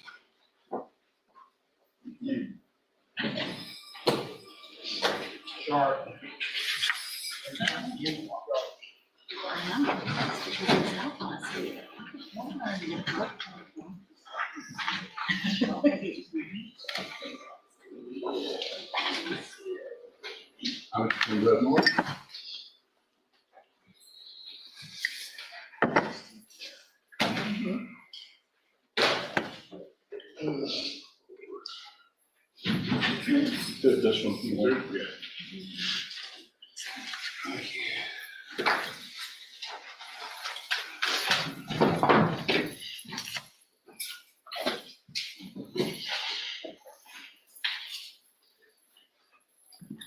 Good morning, sir. Are you Luther Sharp? And Mr. Sharp, in cause number 25, DCCR 0916, you're charged with the second-degree felony offense of aggravated assault with a deadly weapon from May 26th of 2025. The indictment alleges you were previously convicted of theft, a third-degree felony, January 20th of 1987. Also on that same date, aggravated robbery, a first-degree felony. And after those were final, you were convicted of possession of a controlled substance, a second-degree felony, October 9th of 1998. What that means is that if you go to trial in this case and you're found guilty and those prior convictions are true, the range of punishment would be that of a habitual offender, which is a minimum of 25 years up to 99 years or life in prison. Do you understand? And then in cause number 25 DCCR 0917, you're also charged with a second-degree felony offense of aggravated assault with a deadly weapon. Those same prior offenses are listed in that indictment as well, again, making this for punishment purposes, if convicted, a habitual offender status, which means minimum 25 up to 99 years or life in prison. Do you understand? Yes, ma'am. In each of those cases, I have here on the tablet some plea bargain rejections that you've signed with Mr. Parker that shows that the district attorney's office has made an offer, if you wanted to enter pleas of guilty in your cases, to proceed on, I guess that would be count one only. Yes, Your Honor. So just the offense, not the underlying prior offenses. So go on count one only for a 15-year term in the institutional division of the Texas Department of Corrections. You've got every right to reject those offers and have your cases set for trial. I just want to make sure you understand what the possible consequences are if you go to trial and what your options are if you wanted to enter pleas. And do you understand all of that? Yes, ma'am. And do you want to reject those offers and have your cases set for trial? Yes, ma'am. All right, we'll get that done. Mr. Sharp, Mr. Parker has been appointed to represent you. He's one of the attorneys who handles a lot of cases for me as a court-appointed attorney. With your permission, I can release him and I can appoint another attorney today who could begin preparation for trial a little quicker. Is that okay with you? Yes, ma'am. All right, so Mr. Parker, you're released. Mr. Sharp, we will appoint someone today. They should be out to see you very soon to begin preparation for trial. So talk to that attorney and they'll file the appropriate paperwork. And then as soon as they do that, I will set it for a hearing on a bond, okay? Yes, sir. Robert Trahan, Mr. Parker. I have no paperwork on it. He's just bringing it out. Okay.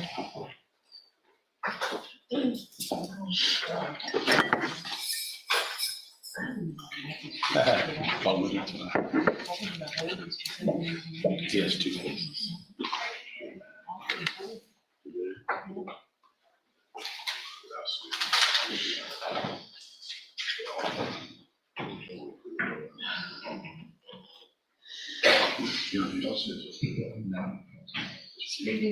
I got it. I give this. Is that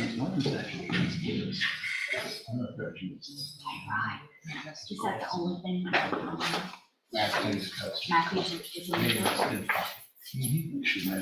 Yeah, they do this all the time. Good morning. Are you Robert Trahan? Yes, ma'am. And Mr. Trahan, in cause number 25 DCCR 1094, is charged with the state jail felony offense of unauthorized use of a vehicle from June 3rd of 2025. That indictment alleges a prior offense of accident involving injury or death on October 16th of 2017.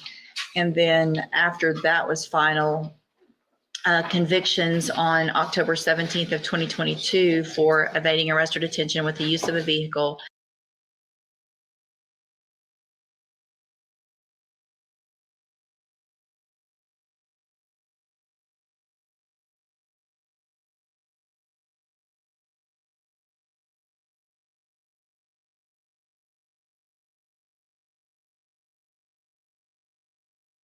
You did, I just didn't read it.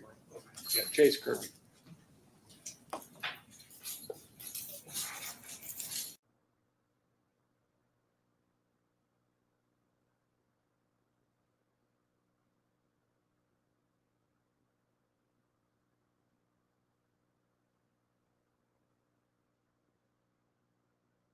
State of Ohio versus Miguel Kirby. Mr. Kirby, the court has received a report that alleges you have violated the terms of your ILC. Officer Kell. Your Honor, it's alleged that Mr. Kirby violated ILC condition number 1 on May 14th of 2024. The defendant was sentenced to 2 years in prison by Macomb County in Michigan for 2 counts of felony burglary. And ILC condition number 7 on September 30th of 2025, the defendant tested positive for marijuana and admitted to the use of the substance.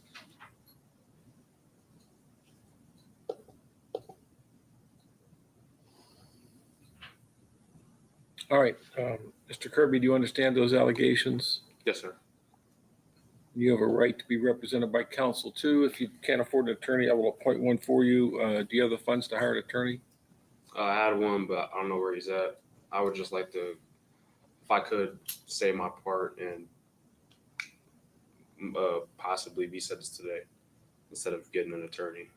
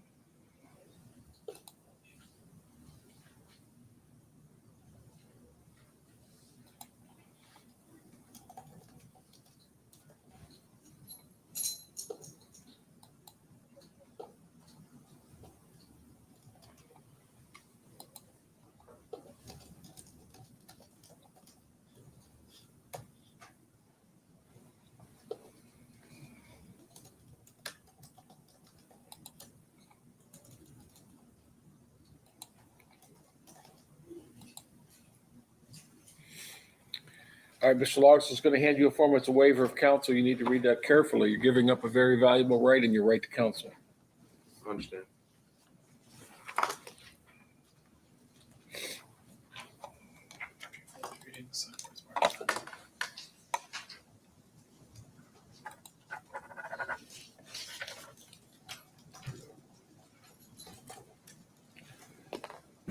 All right, Mr. Kirby, is that your signature? Yes, sir. Do you understand what this document says? Yes, sir. Has anyone promised you anything or threatened you in any way to get you to waive your right to counsel? No. Are you currently under the influence of any drugs or alcohol? No, sir. Do you take medication that interferes with your ability to understand what's going on today? No, sir. All right, the court will make a finding then that you've made a knowing, intelligent, and voluntary waiver of your right to counsel, and I'll accept that. Now, with regard to these allegations, do you wish to have a hearing or do you wish to admit to the violation? I admit to the violation, Your Honor. All right, anything on behalf of the state? Your Honor, he was given an opportunity on ILC. Looks like that didn't matter to him. He didn't take advantage of that opportunity, went and committed felonies. And I imagine served a prison sentence in Michigan based on the violation. He's back here before this court. We would ask his ILC be revoked and he be sentenced to incarceration. Officer Kill. Nothing additional, Your Honor. Mr. Kirby, anything you want to say? Yes, Your Honor. I have a 1-year-old daughter. I did go to prison. I committed a crime, and I understand that. Since I've been released from prison, I've been on house arrest on curfew tether from 8 to 9 p.m. I've worked a job. I have an apartment. I have a car now. I've been working so hard on my life, and I understand I messed up, and it's not acceptable. But I'm just trying to continue my life and raise my daughter and be there for her because I did miss 14 months of her life by being incarcerated. I did get out early for good behavior. I was supposed to do 24 months. I got my GED. I've got my OSHA 10 and OSHA 20 certificate in hard carpentry. And I've been trying to stay clear ever since. And I understand that there's consequences to my actions, but I'm really just trying to move forward with my life. How did you end up in the Warren County Jail? There was a domestic violence dispute at my house between. Where do you live? In Detroit. Okay. There was a domestic violence dispute at my house between my friend's mother and her sister because I have multiple people staying with me to help me with rent. She threw a cup at her. The police asked me questions and I gave them my name and I told them what happened. And then they searched my name up because they have to. And they told me I had a warrant and I just went to Wayne County and they transferred me here. Okay, so when did you get out of prison? May 15th on my birthday. Of 2025. Yes, sir. So between May 15th and when were you arrested up in Michigan? For the prison sentence? Yeah. March 20th. Oh, I'm sorry. Recently. I was September 29th, 27th. Okay, so the end of September. Yeah. So from the time you get out of prison until the time you were arrested by the police on this for the outstanding warrant, yes, sir. Did you make any attempt to contact Warren County? Yes, sir. I left 2 voicemails and they told me that when I called, they said I have to turn myself in, but I was on tether and I was going to get off probation in Michigan October 2nd, but I'm here. My PO knows and she's been trying to. Who's this PO? Her name is. For us, it's Officer Rose currently. I meant my PO in Michigan, Your Honor. No, okay.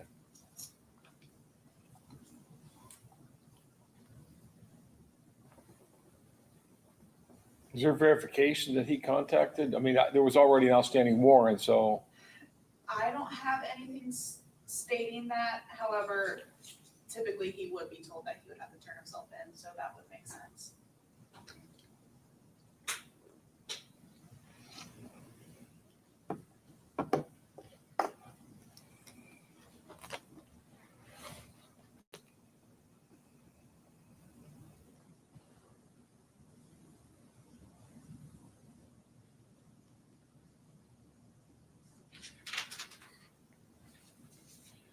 All right, Mr. Kirby, the court is going to, based upon this violation, terminate your ILC. Based upon your plea of guilty on June 22nd, 2023, the court is now going to find you guilty. Is there anything you want to say before I sentence you? I apologize and I would really just like probation. I mean, I don't understand it's up to you, but I really don't want to miss any more of my daughter's life. And I've prided myself on doing the right thing. And I've been trying so hard, Your Honor. I don't want to miss her life anymore. I already did that. I missed the birth. I missed her first birthday. I missed all the holidays. And I've only been with her 6 months, and now I'm being taken away from her again. I don't want to leave her. She's all I care about. It's the only reason I'm doing better is for her. Is he on post-release control up in Michigan? He's still on parole up there? I'm still on probation. I was supposed to go to court. My PO knows I'm here, and I have no violation with them. They told me to report when I come back.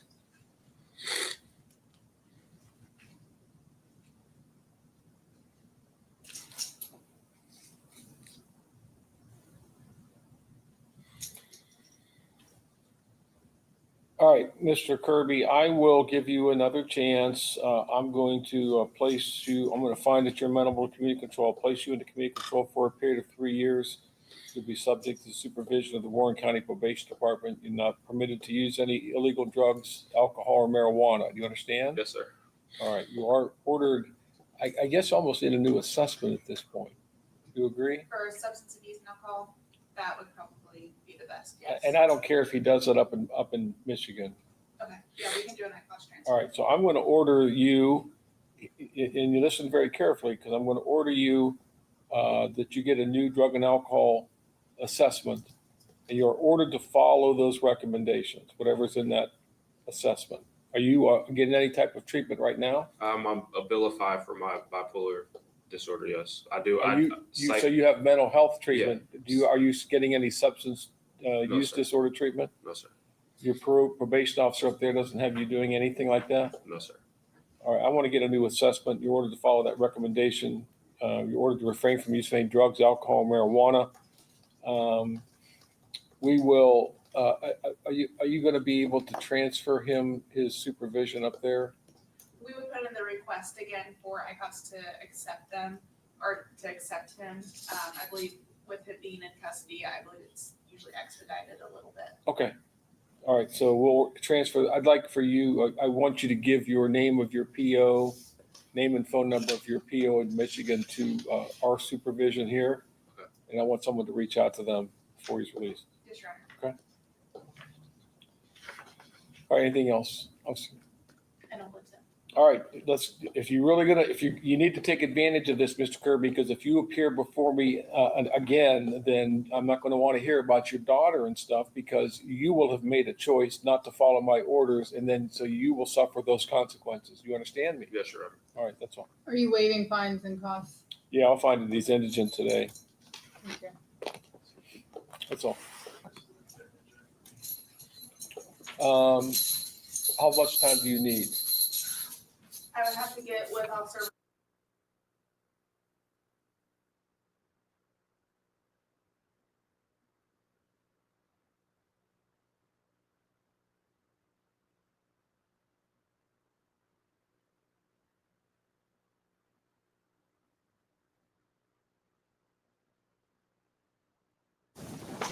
Good afternoon, Your Honor. Good afternoon. Steve Coburn sitting in for Ed Perry on Mr. Cadillo's case this afternoon, Judge.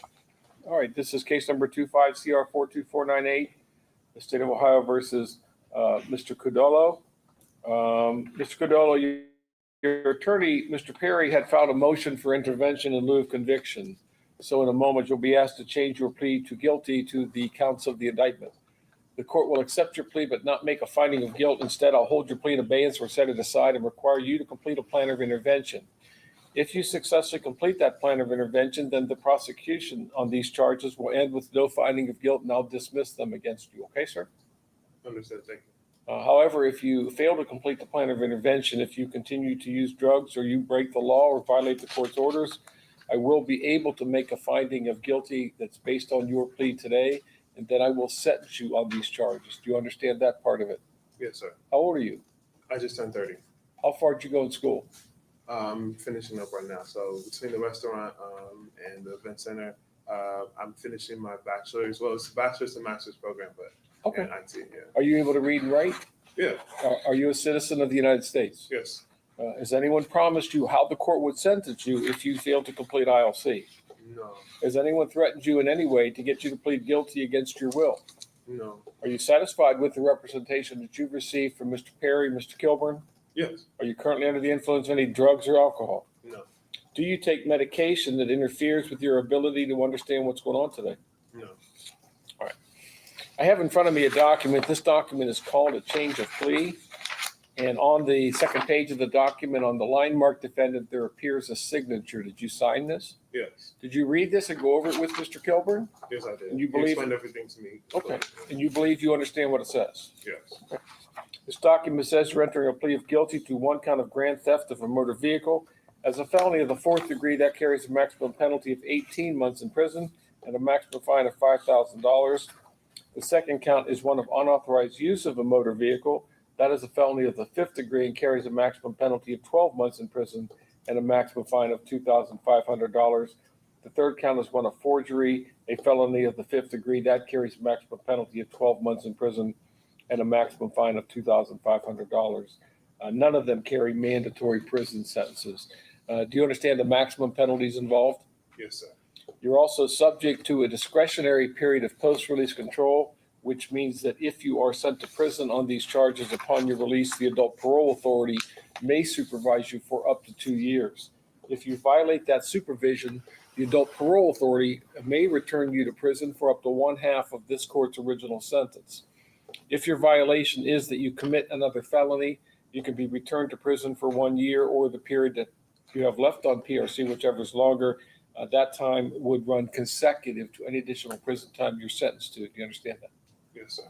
But as I've said, it's not mandatory that you are sent to prison at all. The court has the discretion to place you into community control, or what some people refer to as probation. While on community control, you will have rules you must follow.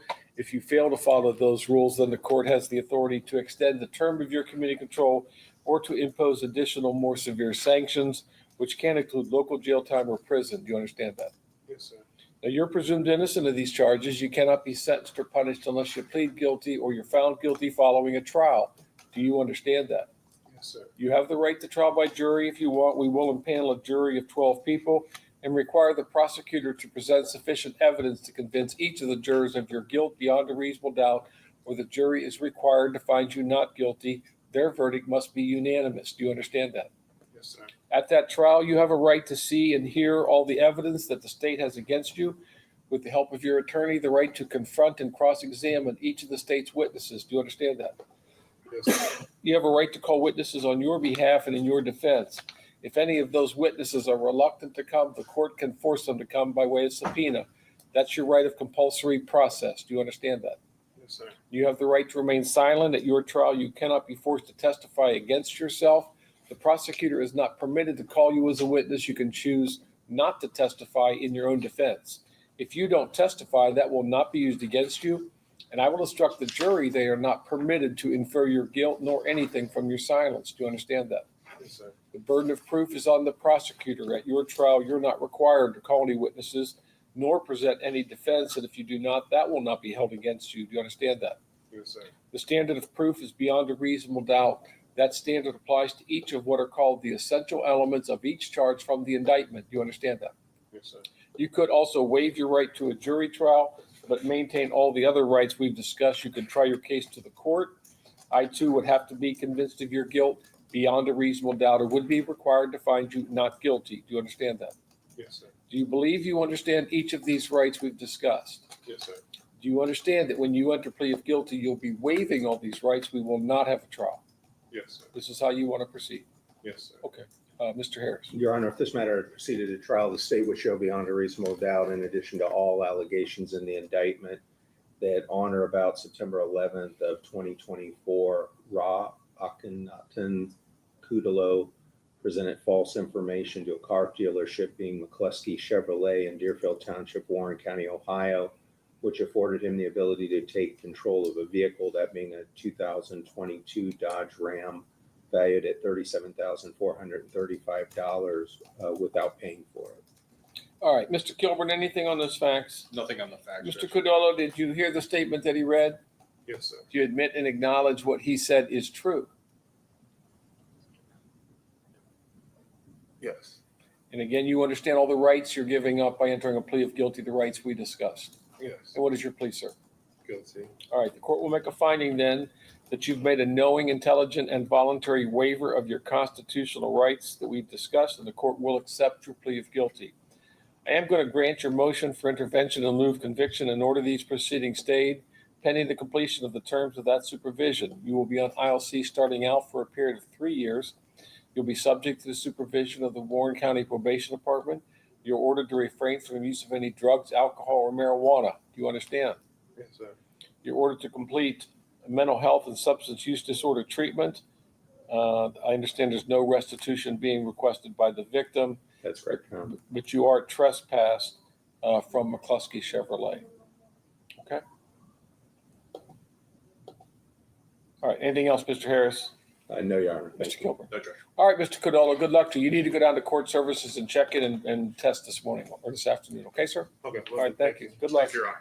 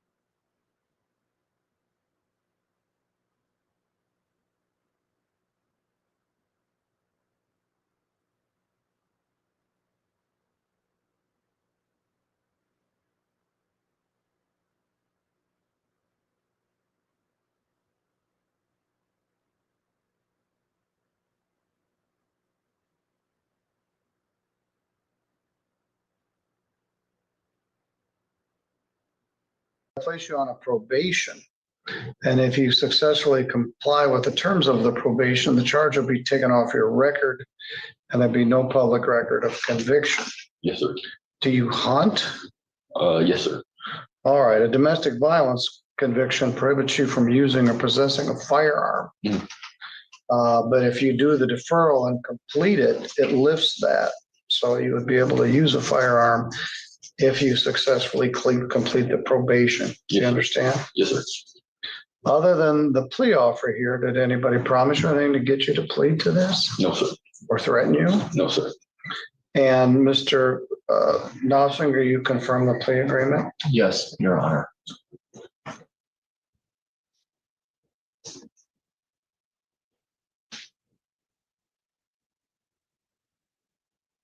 Who is John Michael Alley to you? That is my father, Your Honor.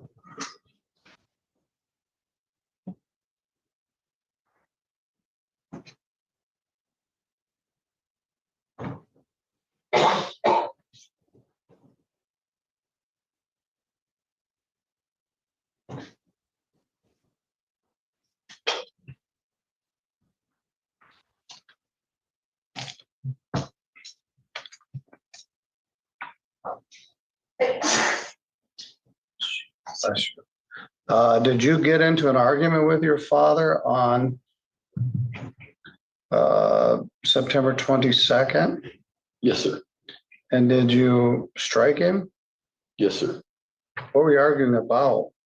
We had some ongoing arguments about some back rent. I was leaving the current day. Things kind of conflicted, got into a fight between me, my brother, my girlfriend, and him. And everybody just started all going at it at once.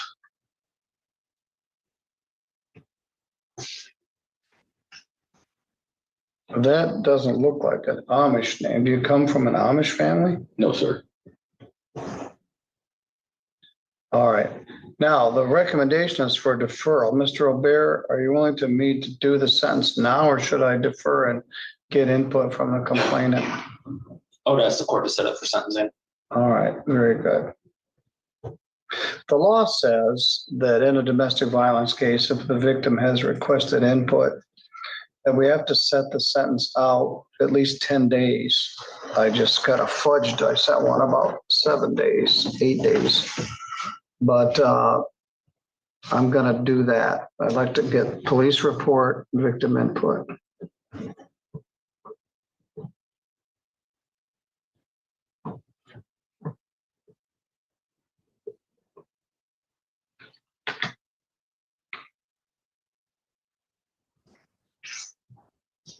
You're living at a different address, so you found a place to stay? Yes, sir. Do you pay rent there? Yes, sir. All right.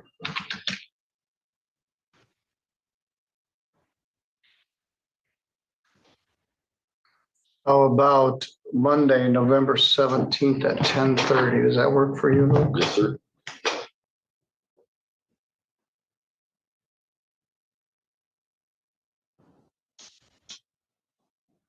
Yes, at 10:30.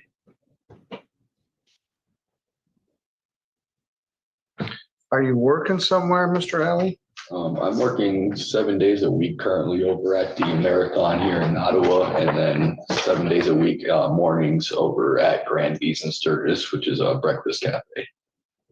Well, you're a busy guy.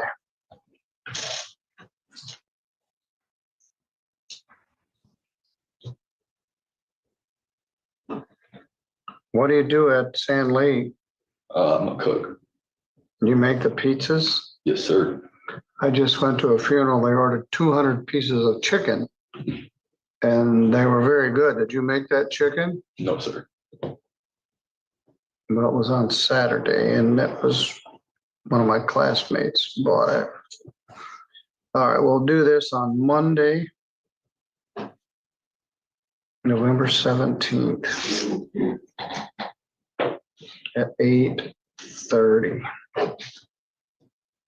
Say hello to Sean. It's gonna be 10:30. Sorry about that. All right, no contact with the complainant until further notice of this court. Don't get in any other trouble. And I will see you on the 17th, and I expect I'm gonna put you on probation, so get ready for that. You have to go to either an anger management or domestic violence class. You won't be able to drink or use any controlled substance. You can't get in any other trouble. But if you hold up your end of the deal, they can take this off your record. All right, you're good to go, sir. Thank you, Your Honor.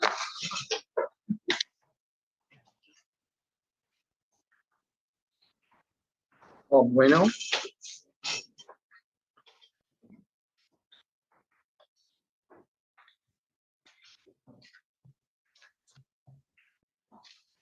It's Raul, Your Honor. Oh, yes, it is. I've been reading it wrong all morning. My apologies.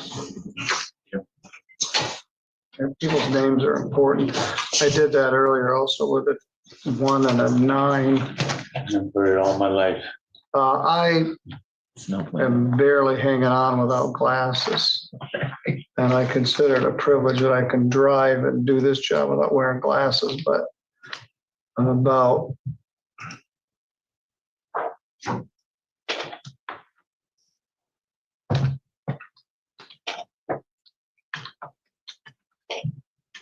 I think I can make it to the end without having to wear glasses.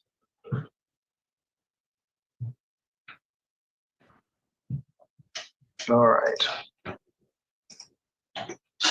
Talk about your case.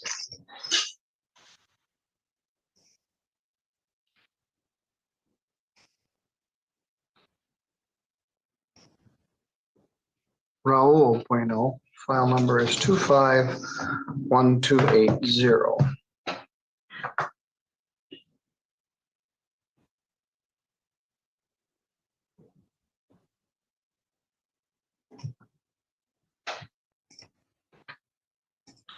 In that case, it is alleged that you did possess cocaine.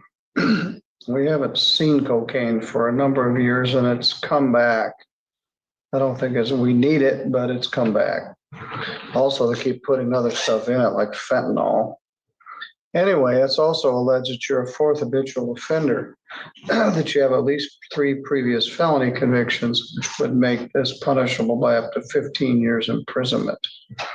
Let me get a register of action so I can make a note here.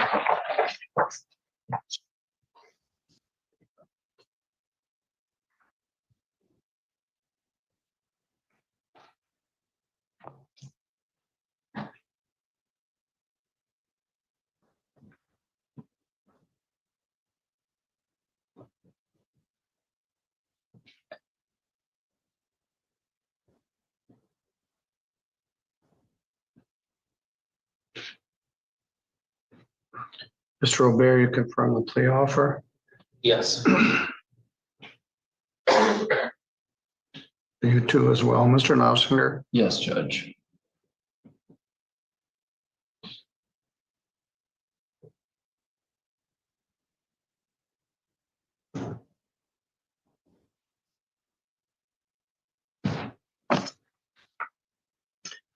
Your lawyer has given me the advice of rights that you've executed.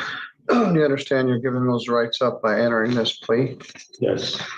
Other than this misdemeanor plea offer, did anybody promise anything to get you to plead to this? No. To threaten you? No. All right, let's take a look at what's what here.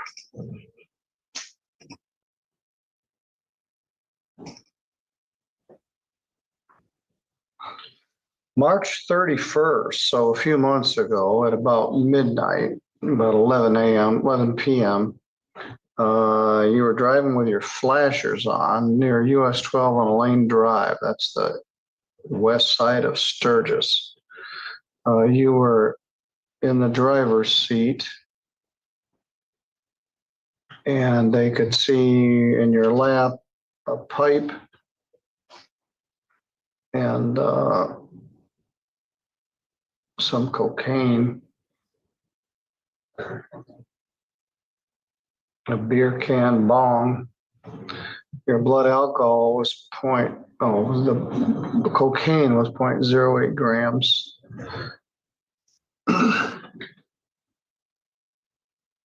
Then they sent it to the lab and it came back as cocaine. And that was a pretty quick turnaround. From March 31st, they authorized it on June 20th. Takes a while for the lab reports to come back.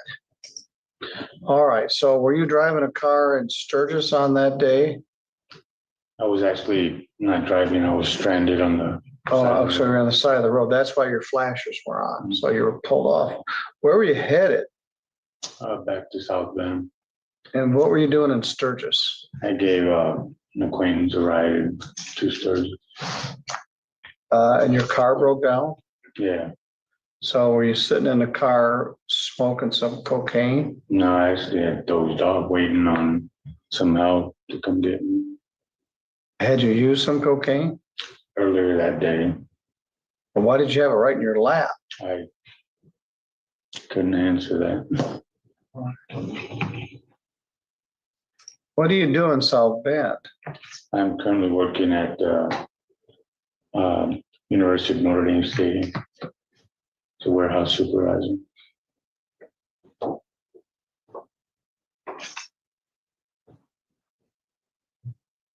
They won Saturday, Boise State or somebody, but that was in Idaho. I was here. Oh, was it? All right. You got better things to do with your money than spend it on this. I totally agree with you. Are you on probation or parole? No. You got a lot of baggage on your criminal history. The baggage they're referring to is up for debate. Those charges in Florida, I'm pretty sure my brother's that he was to prison for. I had that the other day. The guy claimed it was somebody else. And I'm gonna try to sort, I don't believe it was, I believe it was him. But these are done by fingerprints. And some of these are Mario Bueno Correct. That's my brother. and Raul Bueno. And so when they get mixed up like this, it's hard to sort it out. Your most recent conviction was Cass County Sheriff's Department, 93. It was dismissed. So your contention is that some of the stuff on your criminal history was actually your brother? Yeah, I was living and working in here in South Bend at that time. And Well, that'll be awfully hard to sort out. So the deadly weapon, Hillsborough County, armed burglary of a dwelling, Hillsborough County. I plan on sorting it out because I don't need that hanging over my shoulder. No, you sure don't. And a Berrien County case. Berrien County is, Michigan cases are mine, yes. All right.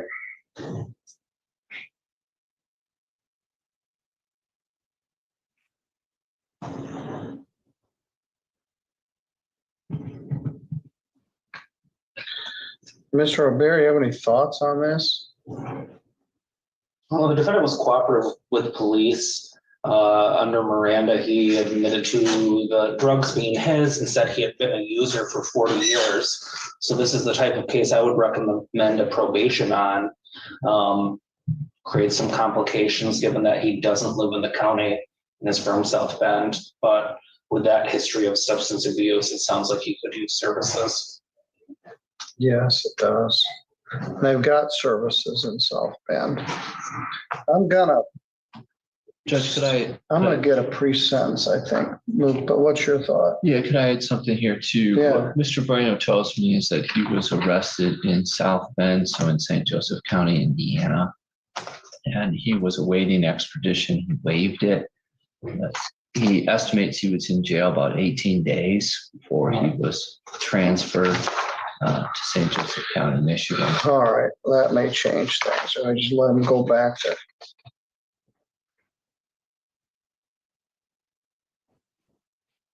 He got arrested on September 5th, posted bond on the 6th. So he spent 18 days in South Bend jail.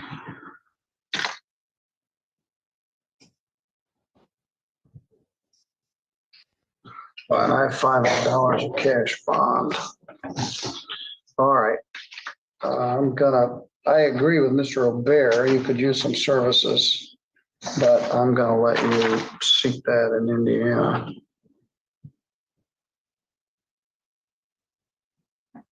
They held your job for you after you got out of jail? They did. That's a blessing. Big one.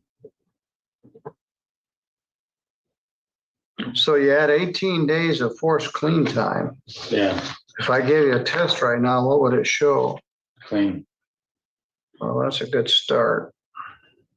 And for what it's worth, Your Honor, I mean, I've had this issue pretty much all my life. I just hadn't been caught, for many, many years. And I tell you what, it's something that gave me a wake-up call.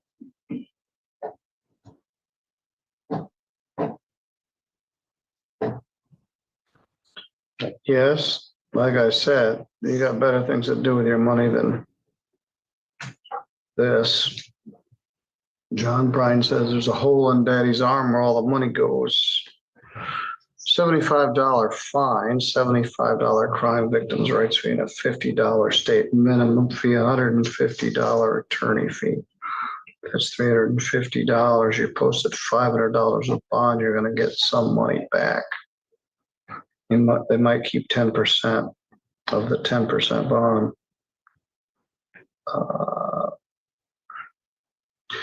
You had a small amount of cocaine.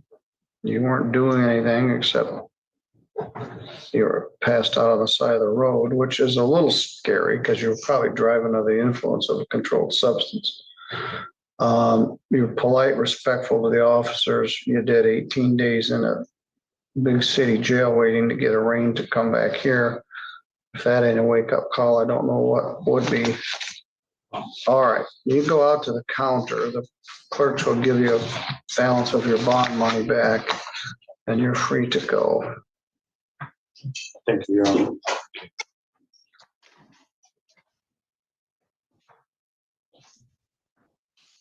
We're plugging away here. Kevin Hahn.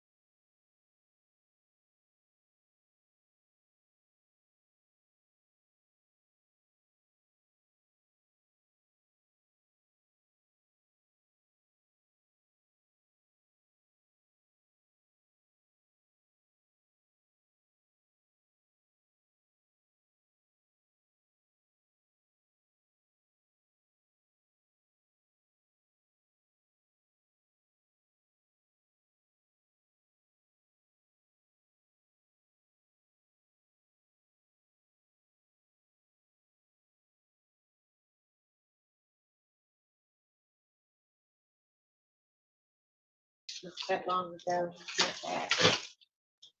Well, the clerk tells me that you've had some serious brain surgery recently. Is that correct? When was that? It was July 17th. Of this year? Yes, sir. Okay. Well, it's good that you're still standing after, a couple of months of surgery, 2 or 3 months ago. When do you expect you're going to be able to go back to work? I'm actually going to start making payments next week. Okay. Yes, sir. Well, let's just put it off until February. We're going to give you February the 10th for you to come back and let us see how you're doing.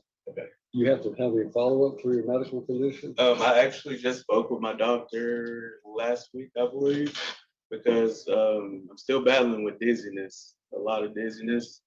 And it came back full force one day last week. After the surgery? Yes, sir. And he said it's common for that to happen once or twice, but it What was the surgery for? What? To remove a tumor off the brain. Okay. Yes, sir. All right. Well, we've given you 4 months or so, so let's see how you're able to get back to making payments, okay? Okay, yes, sir. Thank you. Thank you. Good luck. 15125, Gerald Ross. Judge, that's mine. It's gonna be for plea, but he'll need to be brought down. All right, so we can bring him over, second call. 14957, Nicholas Singleton. And Judge, that's for trial 1020, and I believe. Rasmussen and advised me it was a go. And Chairman McLeod told me the same yesterday. 14625A, Spencer Stanfield, that's Mr. Flanagan, he's in custody, but I guess we're gonna try to second call him. Are you Spencer Stanfield at the jail? Yes. Mr. Flanagan is running late. He had to go to another court, so he will be here, but, and we'll either bring you over or bring you back on Zoom as soon as Mr. Flanagan arrives, so we can know what to do. Yes, All right? 15107, Ashley Tozer. Judge, this is gonna be for plea, Ms. Tozier. I mentioned approaching the podium. Have her sign this plea petition that we've gone over. Where she's got a plea petition she's filling out. It's docket number 15107. It's a 3-count indictment. Count 1, she's charged with C felony possession of cocaine, schedule 2, Your Honor. That's being amended to simple possession. She received a sentence of 11 months, 29 days, suspended supervised probation with credit for time served, paid $750 fine and costs. She must pass all drug screens as a condition of her probation. Be zero tolerance for any failed drug screens. This is consecutive to a Cheatham County VOP sentence. Count 2 was Nolly. Count 3 is a misdemeanor, a reckless endangerment, 1129, suspended to supervised probation. $50 fine and cost. That's consecutive to count 1. Must pass all drug screens as a condition of probation. Zero tolerance for any failed drug screens. So the effective sentence here is 2 years consecutive to a Cheatham County sentence, and I don't know what that is.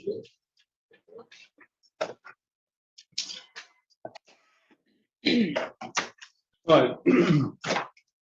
Ms. Tozer, raise your right hand. Let's place you on the road. You solemnly swear or affirm that the testimony I give in this case shall be the truth, the whole truth, and nothing but the truth, so help God. Yes, thank you. Thank you. Step up to the microphone and state your full legal name for the record. Ashley Victoria Tozer. Ms. Tozer, you're here today charging a 3-count indictment, but you've heard the state tell me what their agreement is with your lawyer. And but have you seen or been shown a copy of those charges and talked them over with Mr. Sensing, and you and he discussed the range of punishment you're facing as well as any possible defenses you might have? Yes, sir. Well, it's indicated that you want to enter a plea of nolo contendere. All that means is you're pleading no contest, which means that the state is going to tell me what their evidence is going to be at trial if you went to trial. You're not going to agree to or admit anything, but you're not going to contest the state's evidence. And I'll use that evidence to find you guilty. You understand that? Yes. But do you understand you have a right to plead not guilty and to have a speedy and public trial by jury? Yes. You understand you would have the right to have a lawyer and have one appointed as we've done with the public defender. You understand that trial you would be presumed to be innocent until such time if ever the state proves your guilt beyond a reasonable doubt to the satisfaction of all 12 jurors, and their verdict would have to be unanimous before you could be convicted. Yes. You understand that if you went to trial, you and Mr. Sensing could confront and cross-examine every witness the state called to testify, and you could bring in your own witnesses by the use of a subpoena. Yes. You understand that if at trial you would be presumed to be innocent, you would not have to testify or prove anything. No inference of guilt would arise because you did not testify at your own trial. Yes. You understand that if you went to trial and you were found guilty, you could appeal that conviction and the sentence imposed to the Court of Criminal Appeals and have a lawyer appointed to help you with that appeal. Yes. You understand that by entering this plea, you're waiving your right to a trial and to an appeal. And that all I'm going to do is approve what your lawyer has worked out with the state. You understand that? Yes, sir. But that's going to result in 2 convictions, both misdemeanors, but those convictions will be on your record in the future to make more severe the punishment you receive if you're ever again convicted of a crime. Yes. You understand everything I've explained to you? Yes, sir. You will waive your right to a trial by entering a plea of no contest. Yes. Is your decision to plead no contest